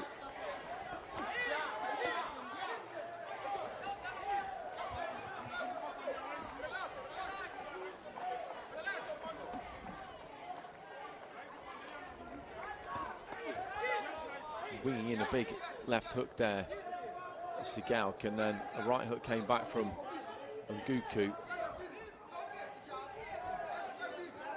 And it's Sigauque who's using the outer edges of the ring mostly. Onguku's trying to track him down. Nice quick feet, Onguku. It's going to be hard to stay away from him.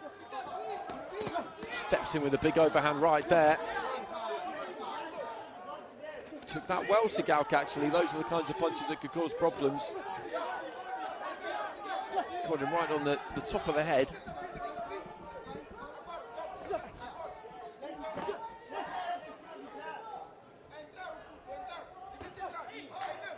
Right hand there landed though from Sigauque.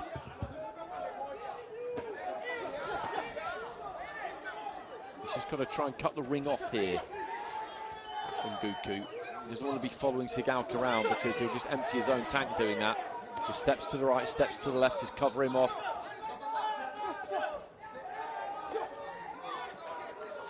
trod on the front foot there of Sigauque.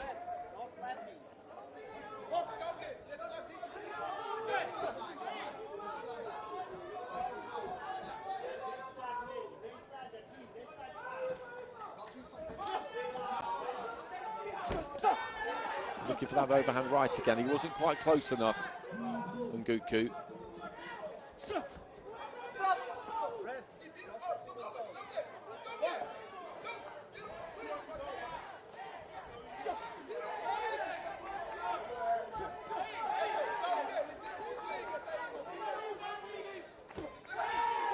Jabs the body there from Nguku. Sigauque aiming that right hand, doesn't land it.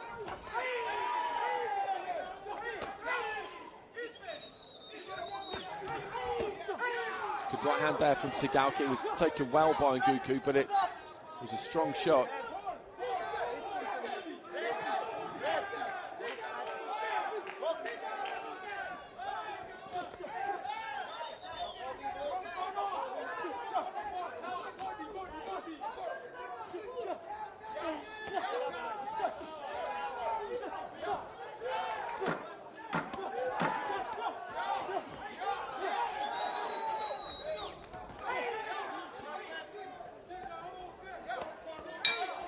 So there goes the bell at the end of round one.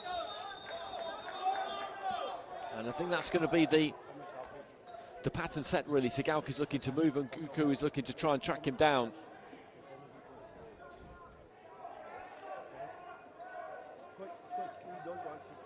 I think settled down a little bit towards the end of the round.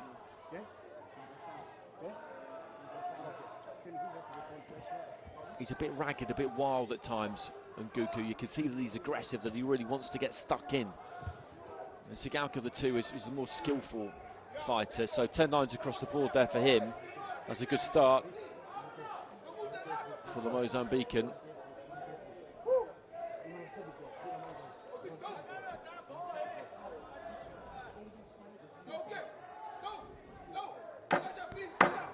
Seconds out.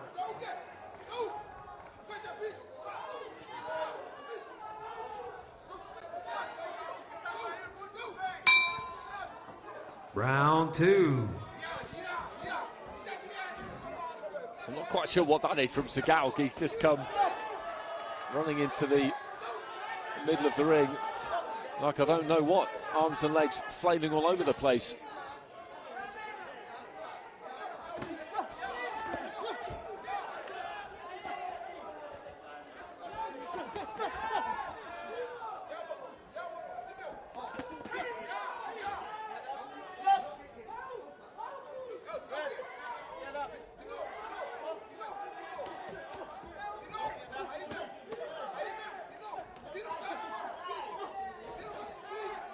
He could just do with slowing everything down a little bit on Nguku. He gets into positions, but he's so keen to throw.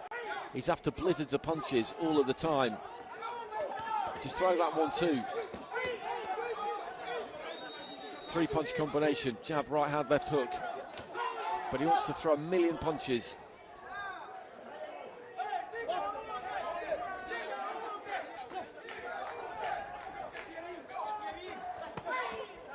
That's a decent combination from him. The referee just saying he caught Sigauque round the back of the head there.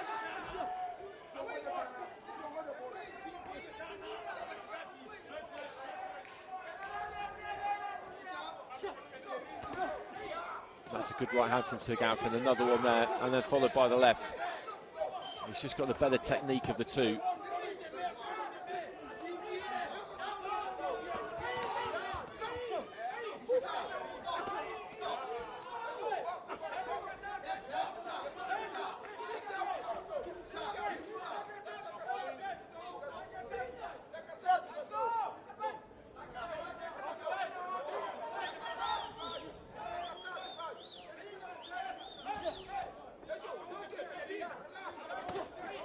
Right hand there from Nguku, over the top, found the target.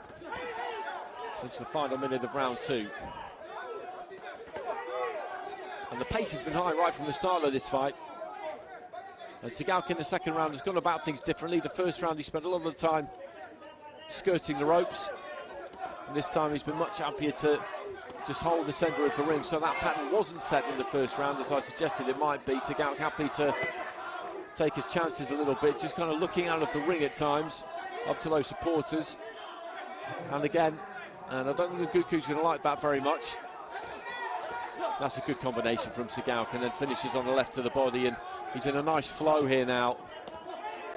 And I don't think there's too much in the minute that the Kenyan can do about this.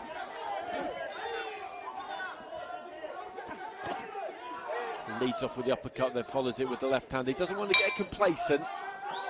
He's won the first round, he's going to win that second round as well.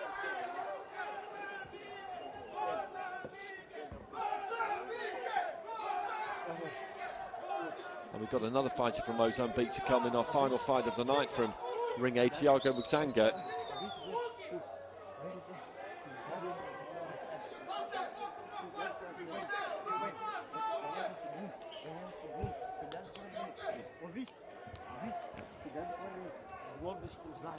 Golpes cruzados, cuidado com golpes cruzados. Ele tem uma reta com isso. Ouviste? Ouviste, put. Ouviste, put. Your jab is too good. Your jab is too fast. You cannot beat your jab. Do you understand? So 20 points to 18. Use your jab and stop all his right. Seconds out. On all 5 cards for Sigauque. He enjoyed himself in that second round. Third and final round. And I think the corner were trying to tell him there, just get on the jab. That's what you need to do. Don't need to do anything crazy this final round, just get on the jab. I'm not sure he's going to entirely listen to them. I think he's having too much fun in there. Left hand from Nguku. And he might make them slightly nervous at times in this final round, I think, by taking a few unnecessary risks, because he's all but there.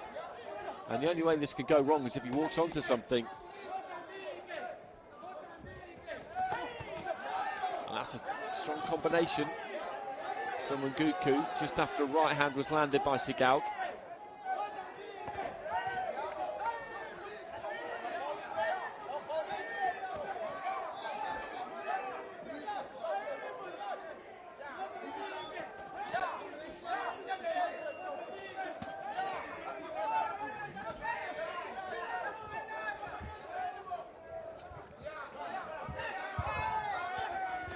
Some nifty footwork.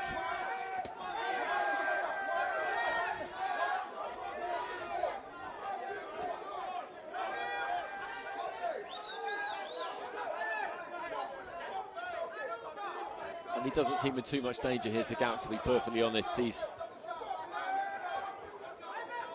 levels above his opponent, as he's increasingly demonstrated throughout the course of this fight. And Nguku is still trying to make things happen in there midway through the third round, but I think he's lost all belief, to be honest with you. He'll still keep slinging them in the hope that one lands right on the button.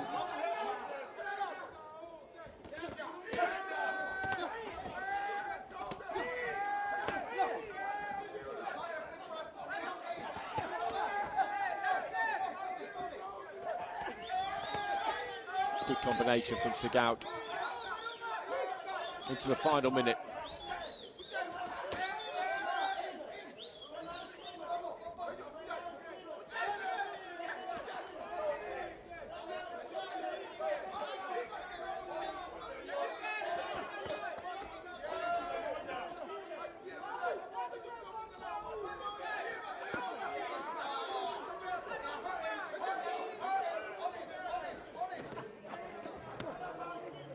So into the final 30 seconds. And Nguku was just on the retreat a little bit there. I think he might have felt one of them to the body and just decided to back off.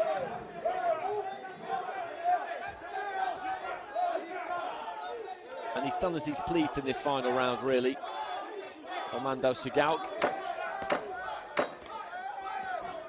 Final 10 seconds. I don't think he wants the fight to end here. He'll be back tomorrow, though.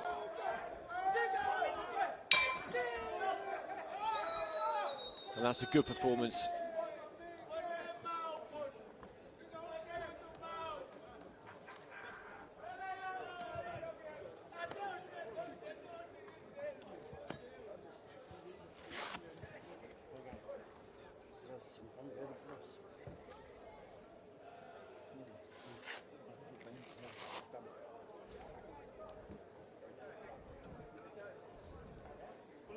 And that wraps it up for the featherweight division. We've got 4 more fights, all at light middleweight, 71 kilos.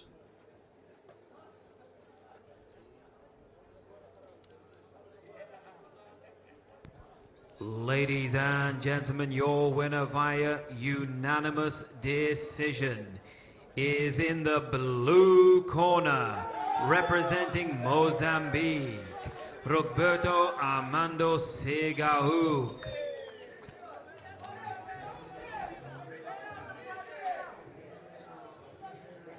So he's through to the quarterfinals, and he banks that $10,000 US as well.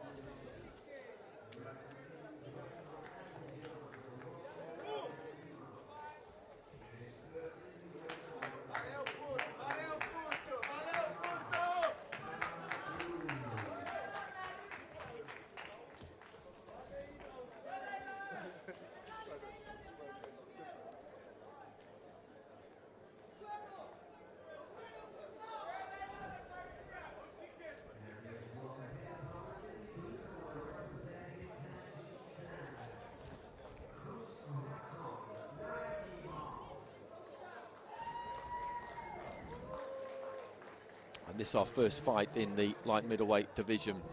Bayram Durdi, Nurmagomedov of Turkmenistan up against Muslim Maksudi. Ladies and gentlemen, the next contest in Ring A moves into the 71 kilogram light middleweight division.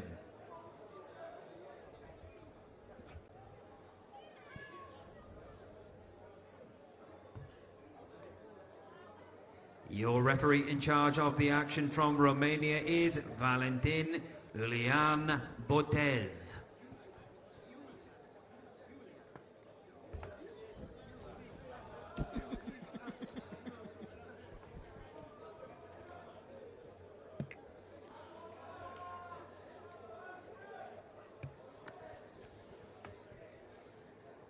Introducing first, coming into the red corner, representing Turkmenistan, Bayram Durdi Nurmagomedov.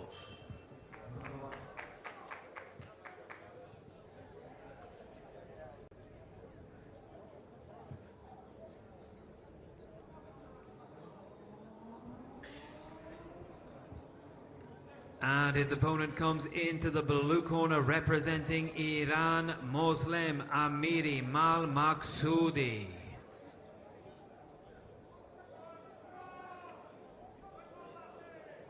Nurmagomedov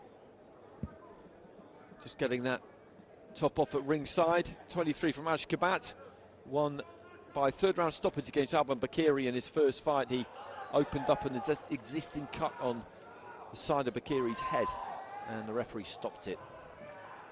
Ladies and gentlemen, your judges for this contest come from Armenia, Serbia, Morocco, Kazakhstan and Colombia. Muslim Maksudi, split decision win against Fousseni Traore. And it went to bout review. He was 3-2 at ringside, ended up being 4-3. Solid looking fighter.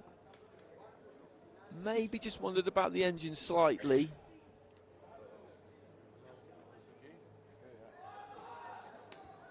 As the fight went on, Nurmagomedov kept getting hit with a left hook by Bakiri. Almost every time he threw it, he landed it. He boxes out of the southpaw stance, so let's see what we get.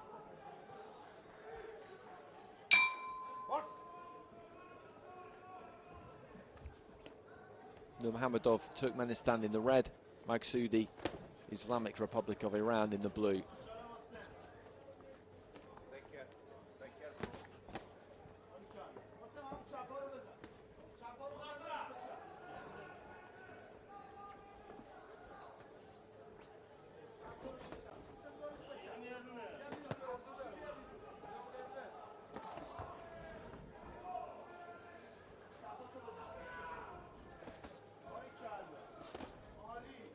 The 1-2 there from Maksudi. He's taken on the gloves by Nurmagomedov.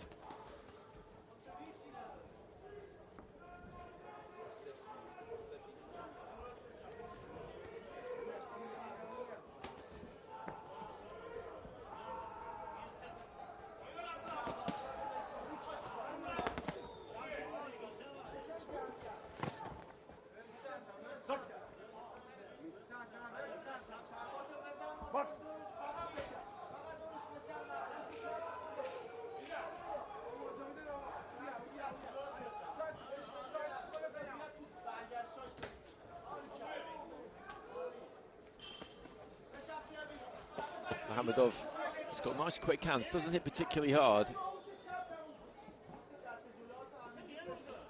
And just creeping in there.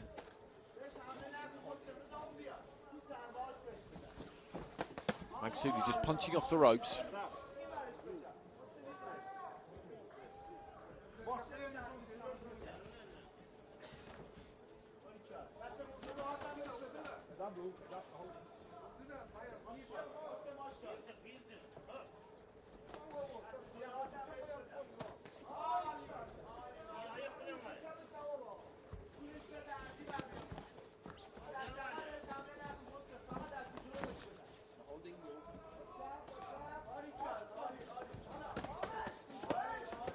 Again, just looking for the uppercut there, Magsudi didn't quite land it. And when they exchange on the inside like that, it's not always that easy to pick up what's landed and what hasn't. Nurmagomedov, as I say, has got those quick hands. Touchdown with the glove there by Magsudi. The referee's let it go. Right hand into the body from Magsudi. And the right hand at the end of that combination, I think, just about got through. Closing stages of round one.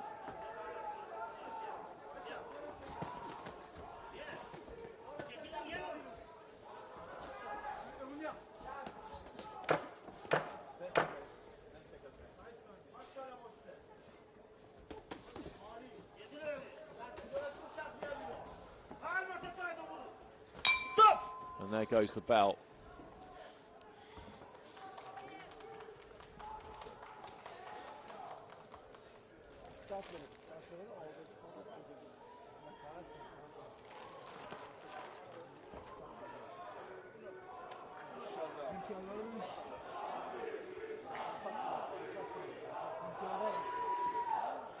He landed some shots from the outside there, Magsudi. He was skirting around the outer clock face of the ring for most of it. Nurmagomedov taking this ender, trying to just get up tight and then, as I say, let those hands go nice and quick. On the inside, it wasn't always that easy to tell what he did land and what he didn't land. Well, the judges obviously deciding he landed enough, because that's 10-9s across the board from them.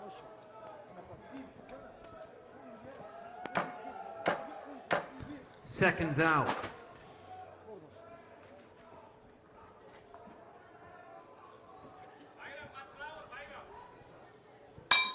Round two. Into the second round, Nurmagomedov quickly onto Magsudi. A little flurry, left hand into the pit of the stomach.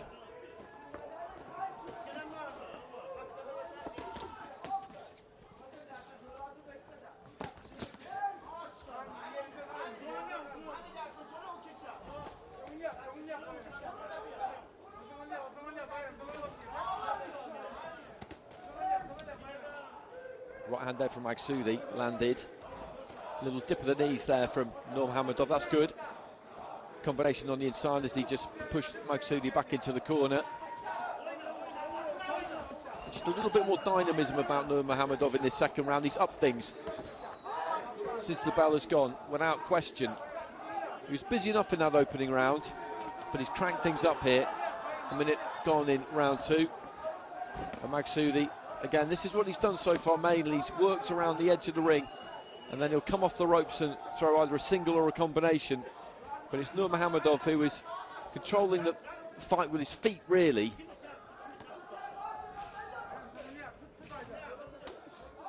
That's a good single right hand from Magsudi, but I haven't had too much more than that from him at times. And there's a little volley there from Nurmagomedov.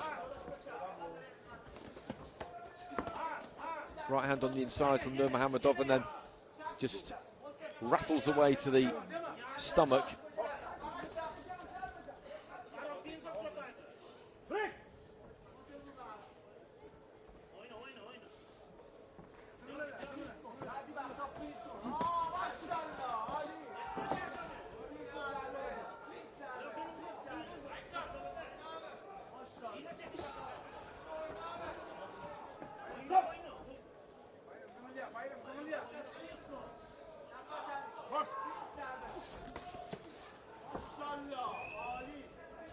Into the final minute of round two, and Nurmagomedov has dominated this round. Goes down to the body nicely, then up to the head, and Magsudi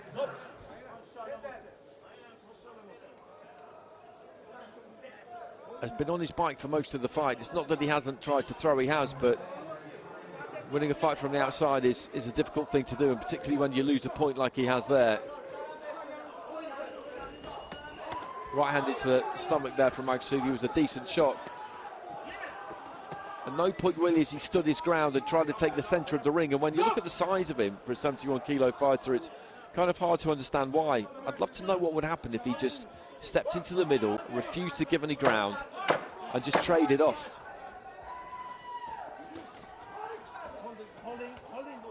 Because the way he's gone about this fight, it's calculated to kind of nick the fight, to try and nick the rounds. It's a difficult thing to do, like I said, and it's not working.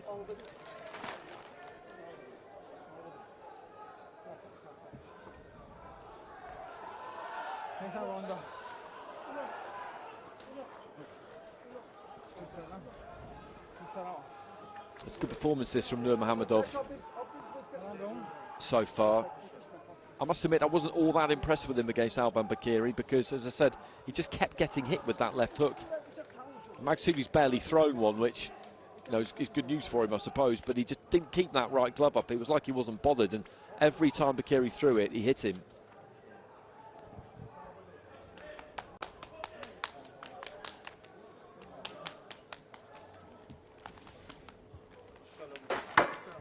Seconds out.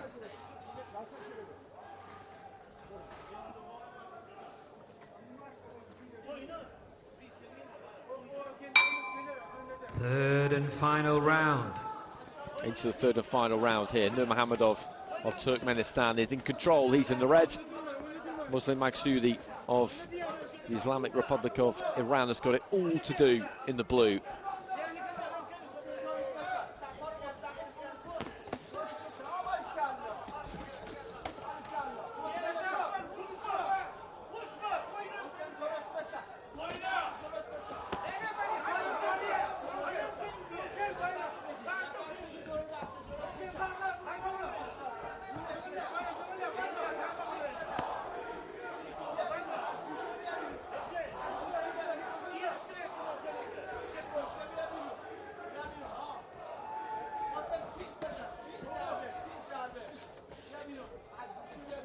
Again, just trying to use those nice quick hands. Nurmagomedov on the inside. Magsudi gives a little bit back. Left hand lead, just moving forward in with it. Just knocked the head back down, Nurmagomedov.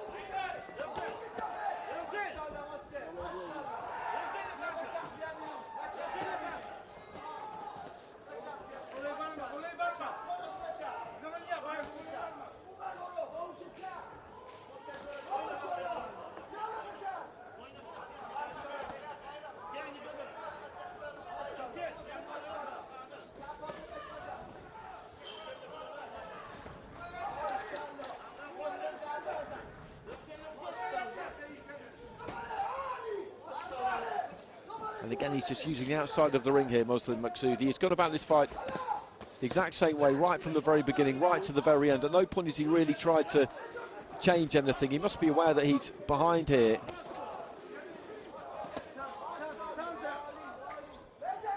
He's not tried to hold the centre of the ring and stand with Nurmagomedov at any point. That might not work either, but it's worth a try because, as I say, this tactic of boxing on the outside is not getting him anywhere.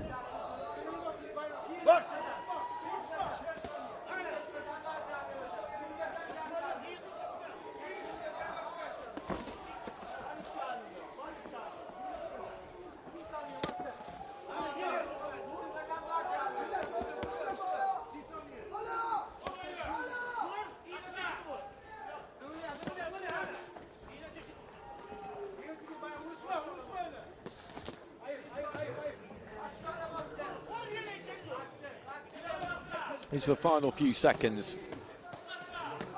And a neat way to finish here for Nurmagomedov. As I said at the start of the fight, he just busies up those hands. It's a standing count. Doesn't seem to throw with all that much power, but you get hit often enough. And it's going to have an effect. There goes the belt. And it's Nurmagomedov who is going to go through to the quarterfinals, all of which will take place tomorrow.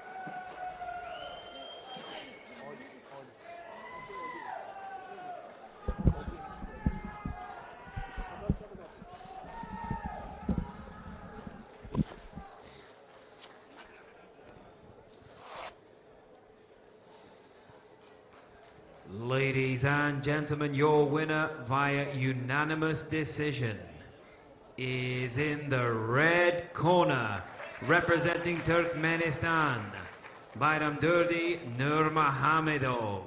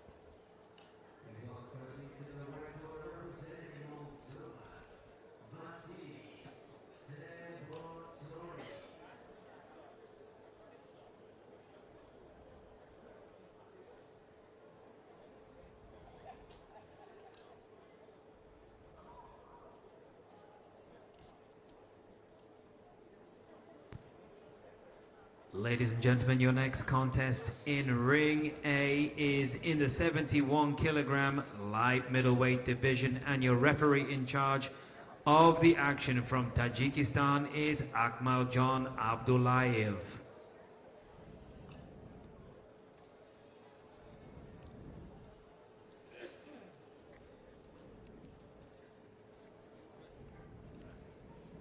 Introducing first into the red corner, representing Sri Lanka, Gedara Rupasra.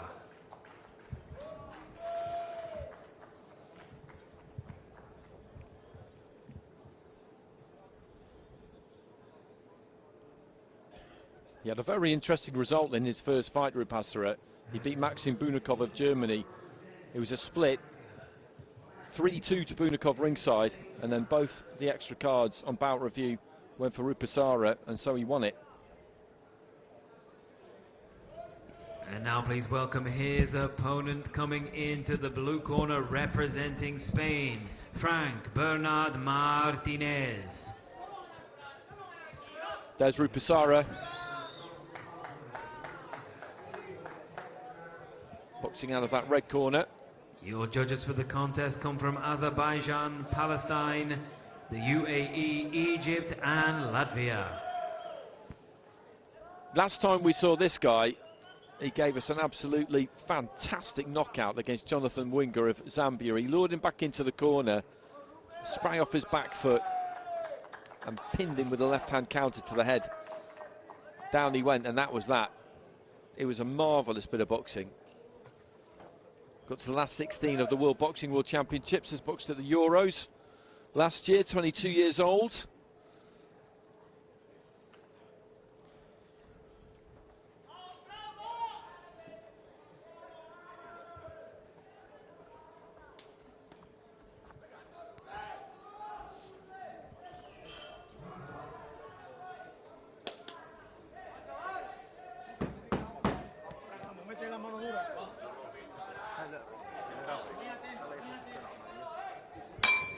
Round one.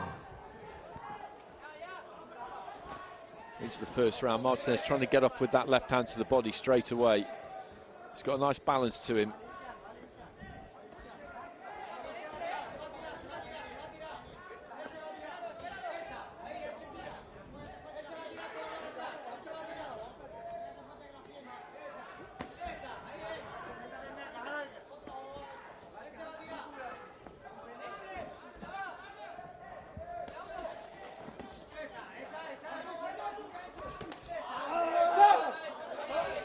Heads almost coming together on the inside there.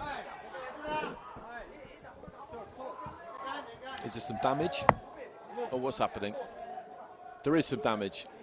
And that's a cut just on the eyebrow near the bridge of the nose. I can't really see how bad it is.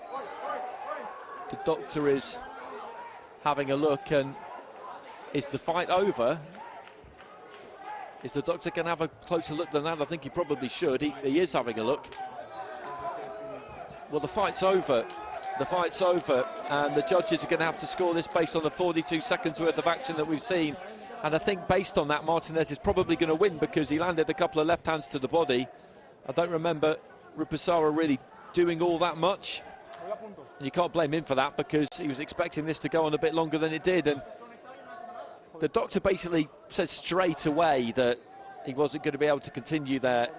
And if he does get through here, Martinez, he's supposed to be boxing tomorrow, so they'll just have to try and do their best with that.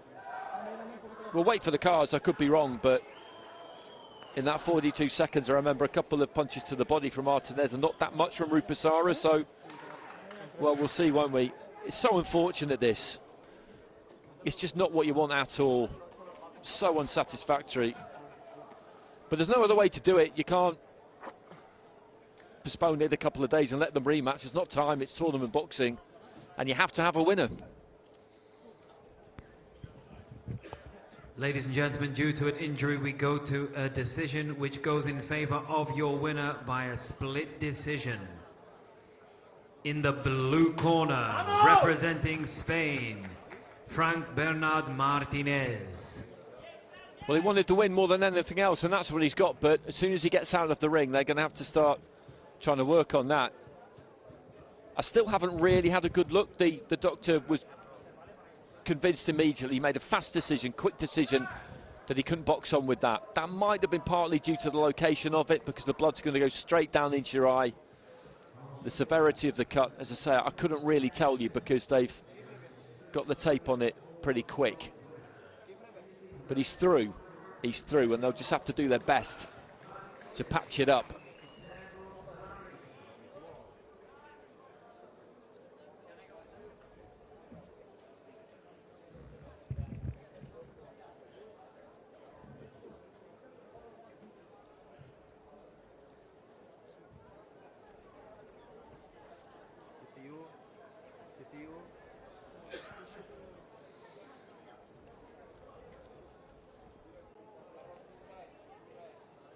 Two more fights remaining in this light middleweight division. Sergei Koldenkov of Russia takes on Juan Carlos Ubanes of Colombia in the next one, and then after that we have got Dovud Makamov of Tajikistan up against Tiago Mugzanga of Mozambique.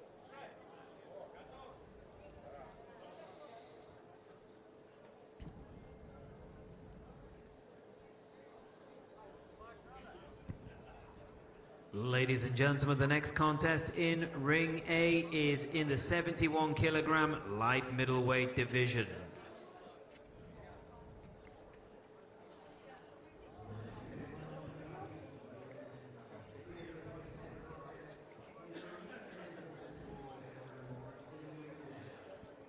Your referee for the contest from Kazakhstan is Ruslan Biboyev.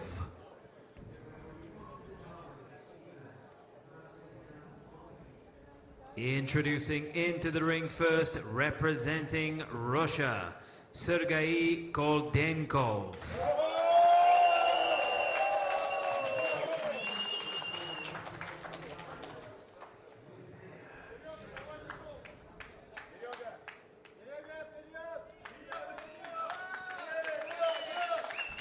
And his opponent comes into the blue corner, representing IBN Colombia, Carlos Juan Orango Abarnez.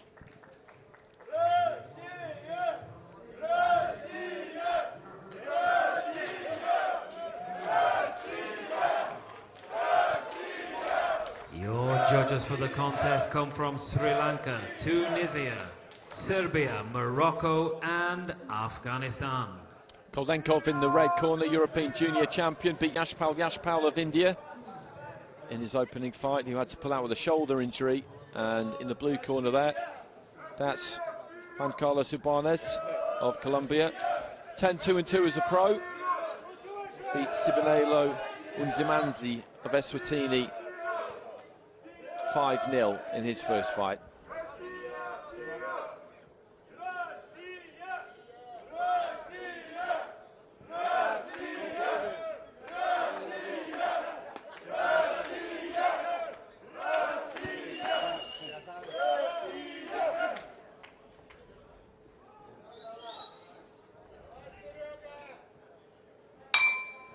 Round one.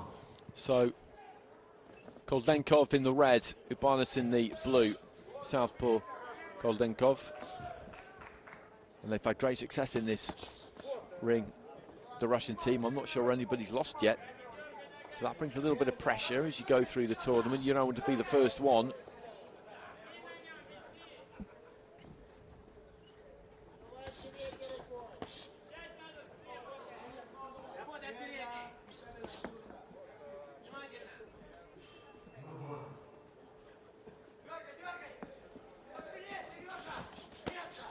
Right hand into the body there from the Barnes. Left hand counter from Koldenkov. Straight left hand lands again there. And he's going to work on the Barnes here, Koldenkov, quite early on. It doesn't seem that hard for the Russian to hit him.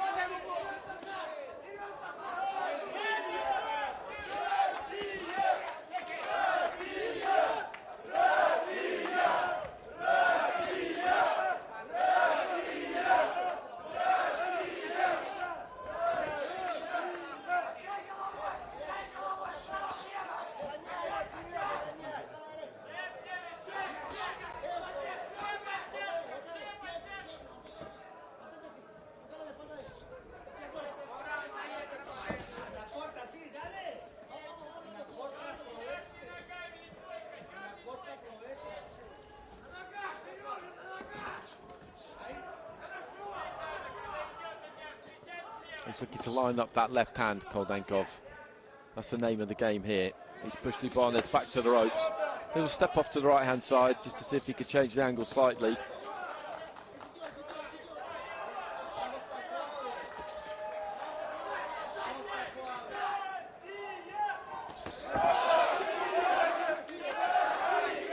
Urbanus, I think, landed a right hand and knocked Koldenkov backwards slightly. Then he replied with that left.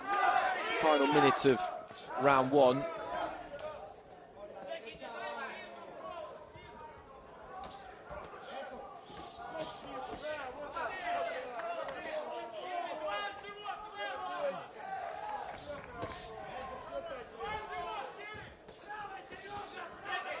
Right hand into the body there from Koldenkov.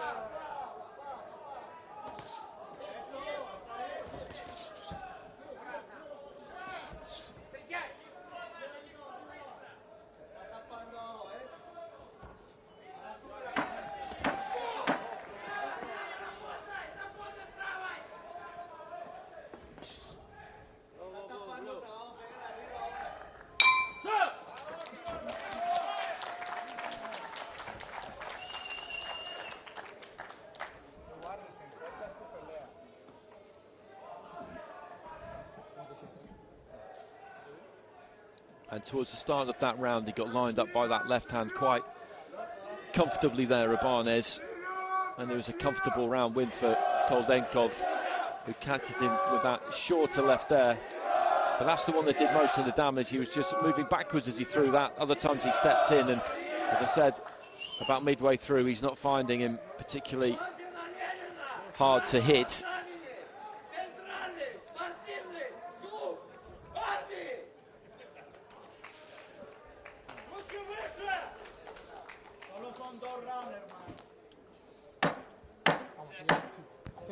Seconds out.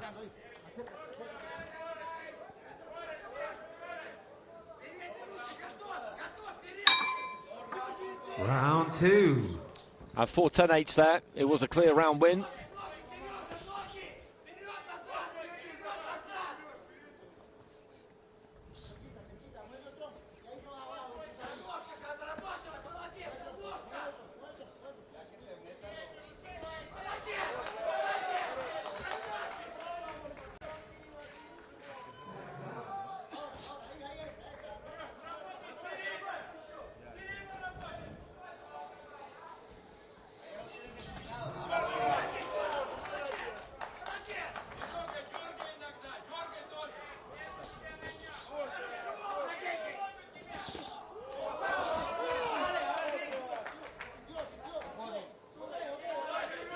So into the second round, almost a minute gone, and Ibanez is trying to be a little bit more aggressive and get on the front foot. He retreated to the ropes a bit too readily in that opening round, and we could see what Koldenkov is like moving forward, but Ibanez is trying to ask the question here and see what he's like when he's moving backwards. Well, the answer would appear to be pretty good from that snapshot. He was pushed back towards the ropes and off the back foot through that combination.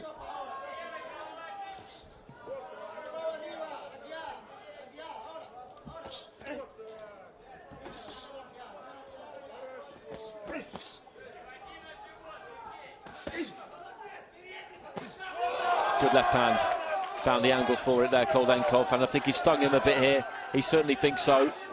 He's trying to find that gap again. That's 2-3 times he's nailed him with that left hand in different kinds of ways, and he's got a chin here, Ibanez. You have to say that about him, but it's being checked.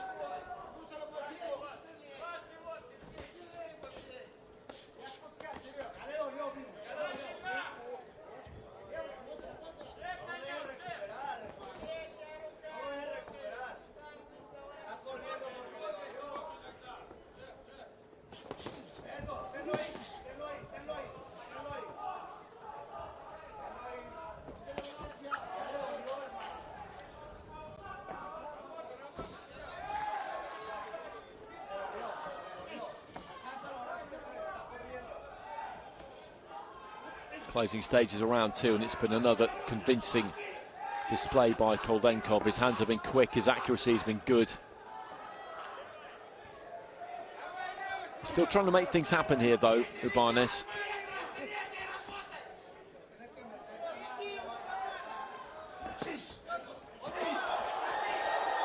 Right hand into the body. Well, the referee says that was low. I'm not totally sure. That seemed okay to me.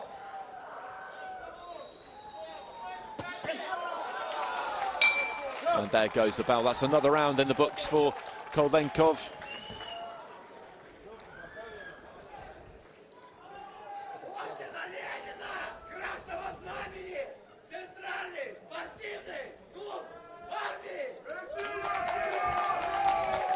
Got Denis Lebedev on his feet behind us, saying something to the Russian fans, I think, on the other side.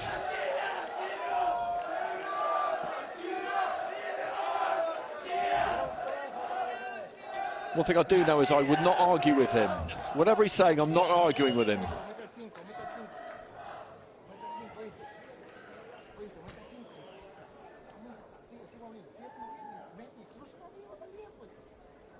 That's him. Former world champion. Seconds out. And some more 10-8s there, so a wide margin here for Sergei Koldenkov. Third and final round.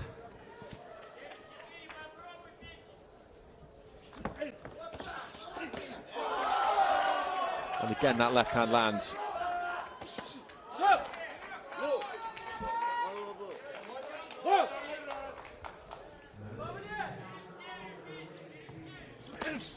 Left hand got through there from Ibanez.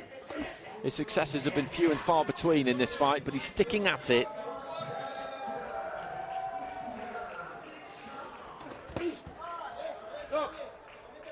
He was just dabbing in his forehead there. The heads did come together a little bit. He was just checking to see if there was a cut there, Koldenkov. I'm sure he was relieved when he realised there wasn't, because that's the last thing he needs.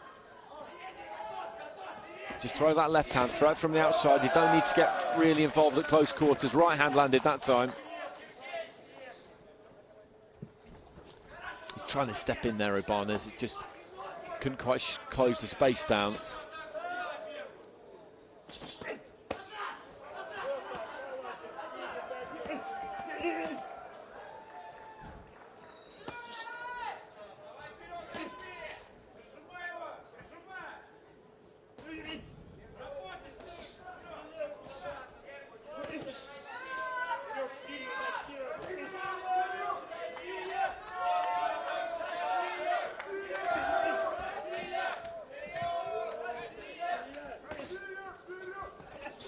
Flinging in the hook there, Ibanez. Again, was short with it. It's been difficult for him to get close. Koldenkov just hasn't really allowed it. He's kept it at that mid-range, and when they have been up close, to be honest with you, Goldenkov has had the better of it there as well, and that's been the dispiriting thing for Ibanez. He's found himself coming off second best in all departments, and that's why the fact that he's just sticking in there, still throwing, still believing that he can land something, that's what you want to see from somebody. Left hand into the body, into the final minute. One more fight to come after this.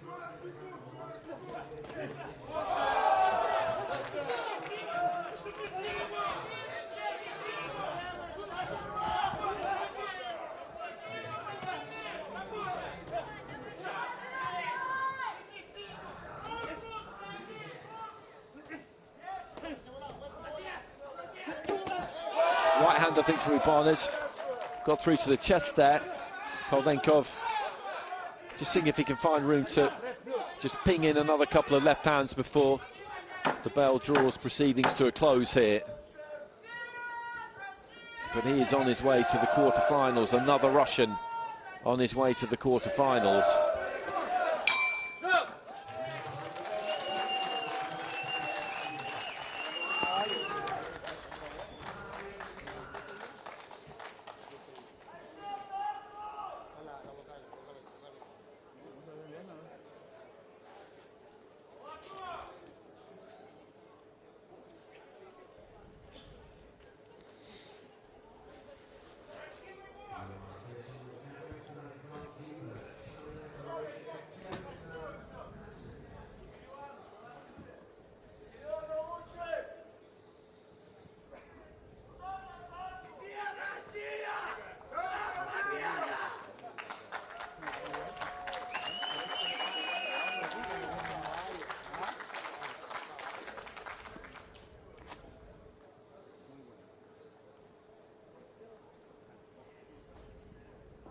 Ladies and gentlemen, your winner via unanimous decision is in the red corner, representing Russia, Sergei Goldenkov. So through goes Goldenkov. Comprehensive stuff. 3 sets of 10-8 scores there from Serbia, Morocco and Afghanistan, and that's absolutely right, I would say. Clear round wins all 3 rounds.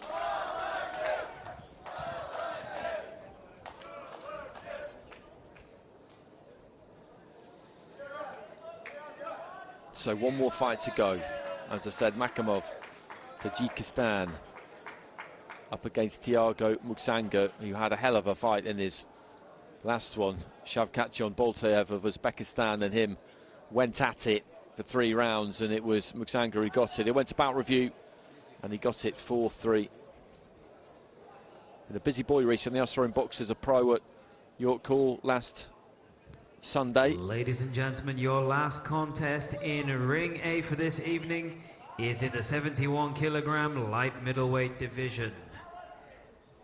And your referee in charge of the action from Italy will be Luca Vadilonga.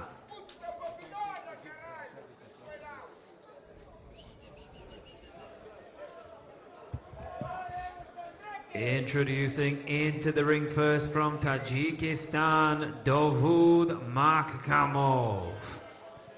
Makamov beat Othniel Muanda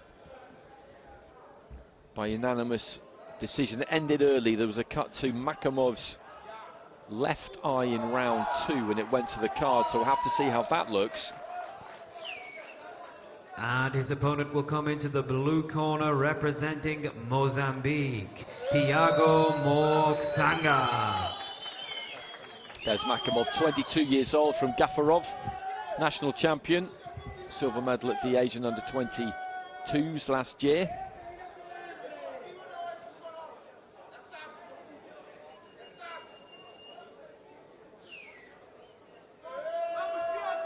And Muksanga, a Paris Olympian, won a fight, then went out to Marco Verde, the eventual gold medalist. Your judges for this contest come from Morocco, Latvia, Egypt, the UAE and Kyrgyzstan. And I mentioned I saw him at York Hall last Sunday. He's boxing here. He'll go as deep into this competition as he can. I believe that he's got a fight planned for Thailand before the end of the year. Another pro outing. So that is a schedule. But that's how you do it. If you want to keep progressing, you want people to keep seeing you, keep seeing what you've got. Had a fight against Niger in his first encounter in this competition. Won that one, obviously. Trained in the UK by Marley Dan, who has accompanied him over here. So here we go, final fight of the day. And I think this is going to be a good one. Makamov of Tajikistan in the red, Muksanga, Mozambique in the blue. Round 1. And they go forehead to forehead straight away. I can't see too much around that left eye there, actually, of Makamov, which is a good thing. Cuts play a part in tournament boxing since the head guards came off back in 2012, after the Olympics in 2012. It's a long time now. Straight left hand there from Makamov and hauls Muksanga to the ground.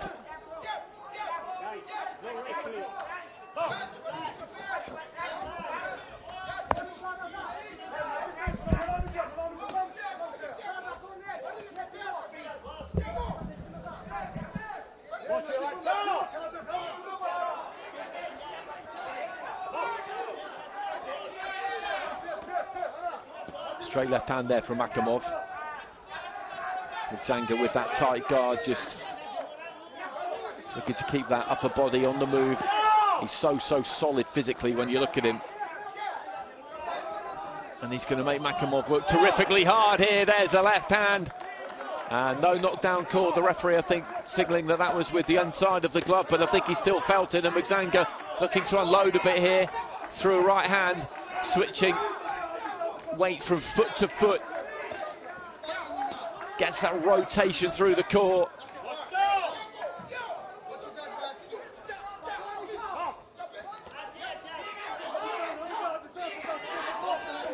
And looking for that single right hander. Makamov just goes down. And no real pressure there, nothing landed. I think maybe the physicality of Muksanga was responsible for it. Into the final minute of round 1, and Muksanga is just all over Makamov here, to be honest.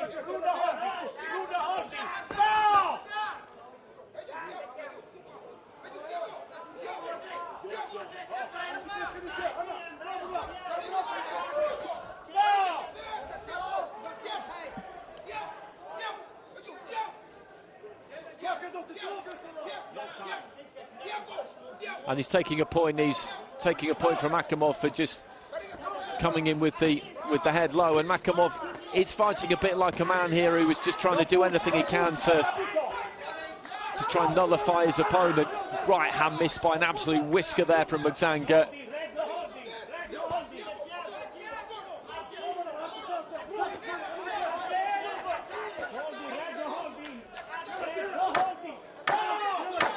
And the referee just warning Makamov about holding now as well, and another point could go here at some stage. I wouldn't be surprised at all. Muksanga takes one on the chin there as he comes forward, and the bell goes at the end of the round. And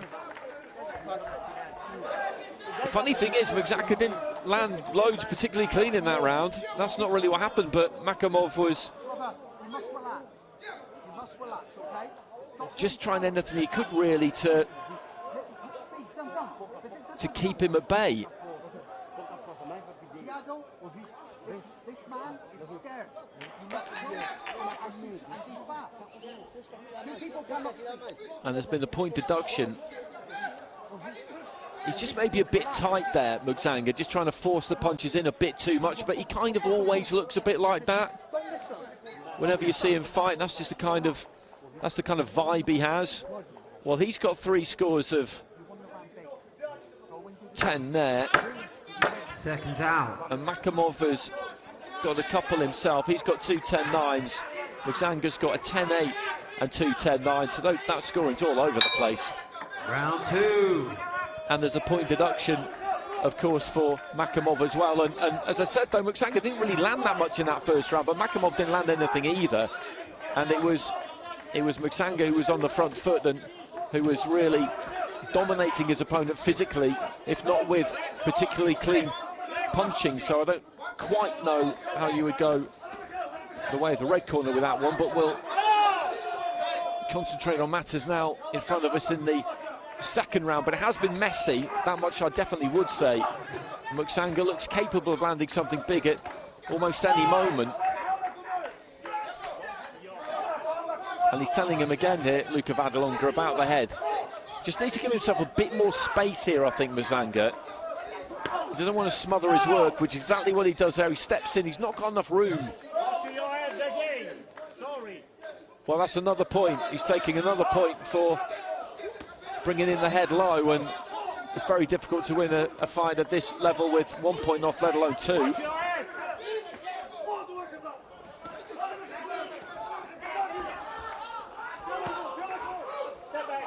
But Muksanga's just guilty of sticking his head in a little bit there as well, to be honest. I don't think Makamov is the only one who's at it. Not the easiest fight to referee this, in fairness. And he's looking for the combination there, Makamov, and then looks to try and grab hold. This hasn't really got going.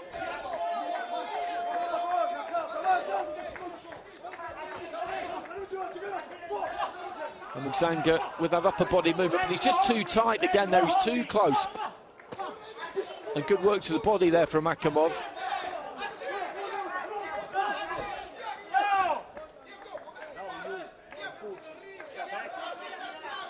He's having a word with Muksanga that time about pushing down, and Muksanga gets some space for a right-hand lead there. But again, he's just on top of Makamov there, and he's got no space. Makamov just creates a little bit of room for himself, throws a left hand into the body a couple of times, and the cleaner punching in this round so far has come from the man in red.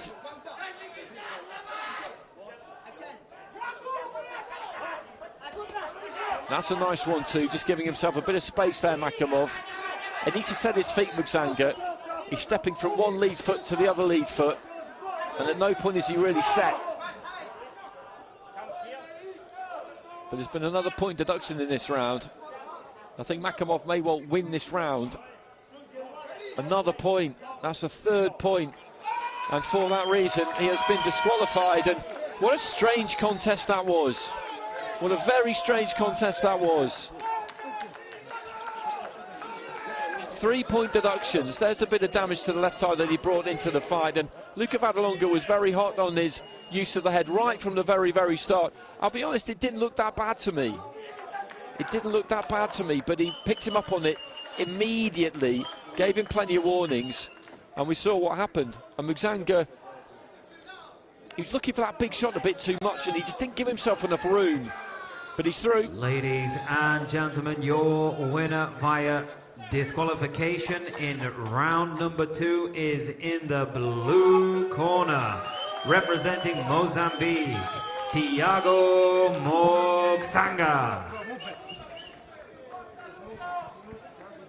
And ladies and gentlemen, this concludes boxing in Ring A for this evening. Boxing will continue in Ring B. And tomorrow we will be back with our quarter-final bouts from 5 p.m. So there you go, that wraps it up for another day. And again, it's been another action-packed couple of sessions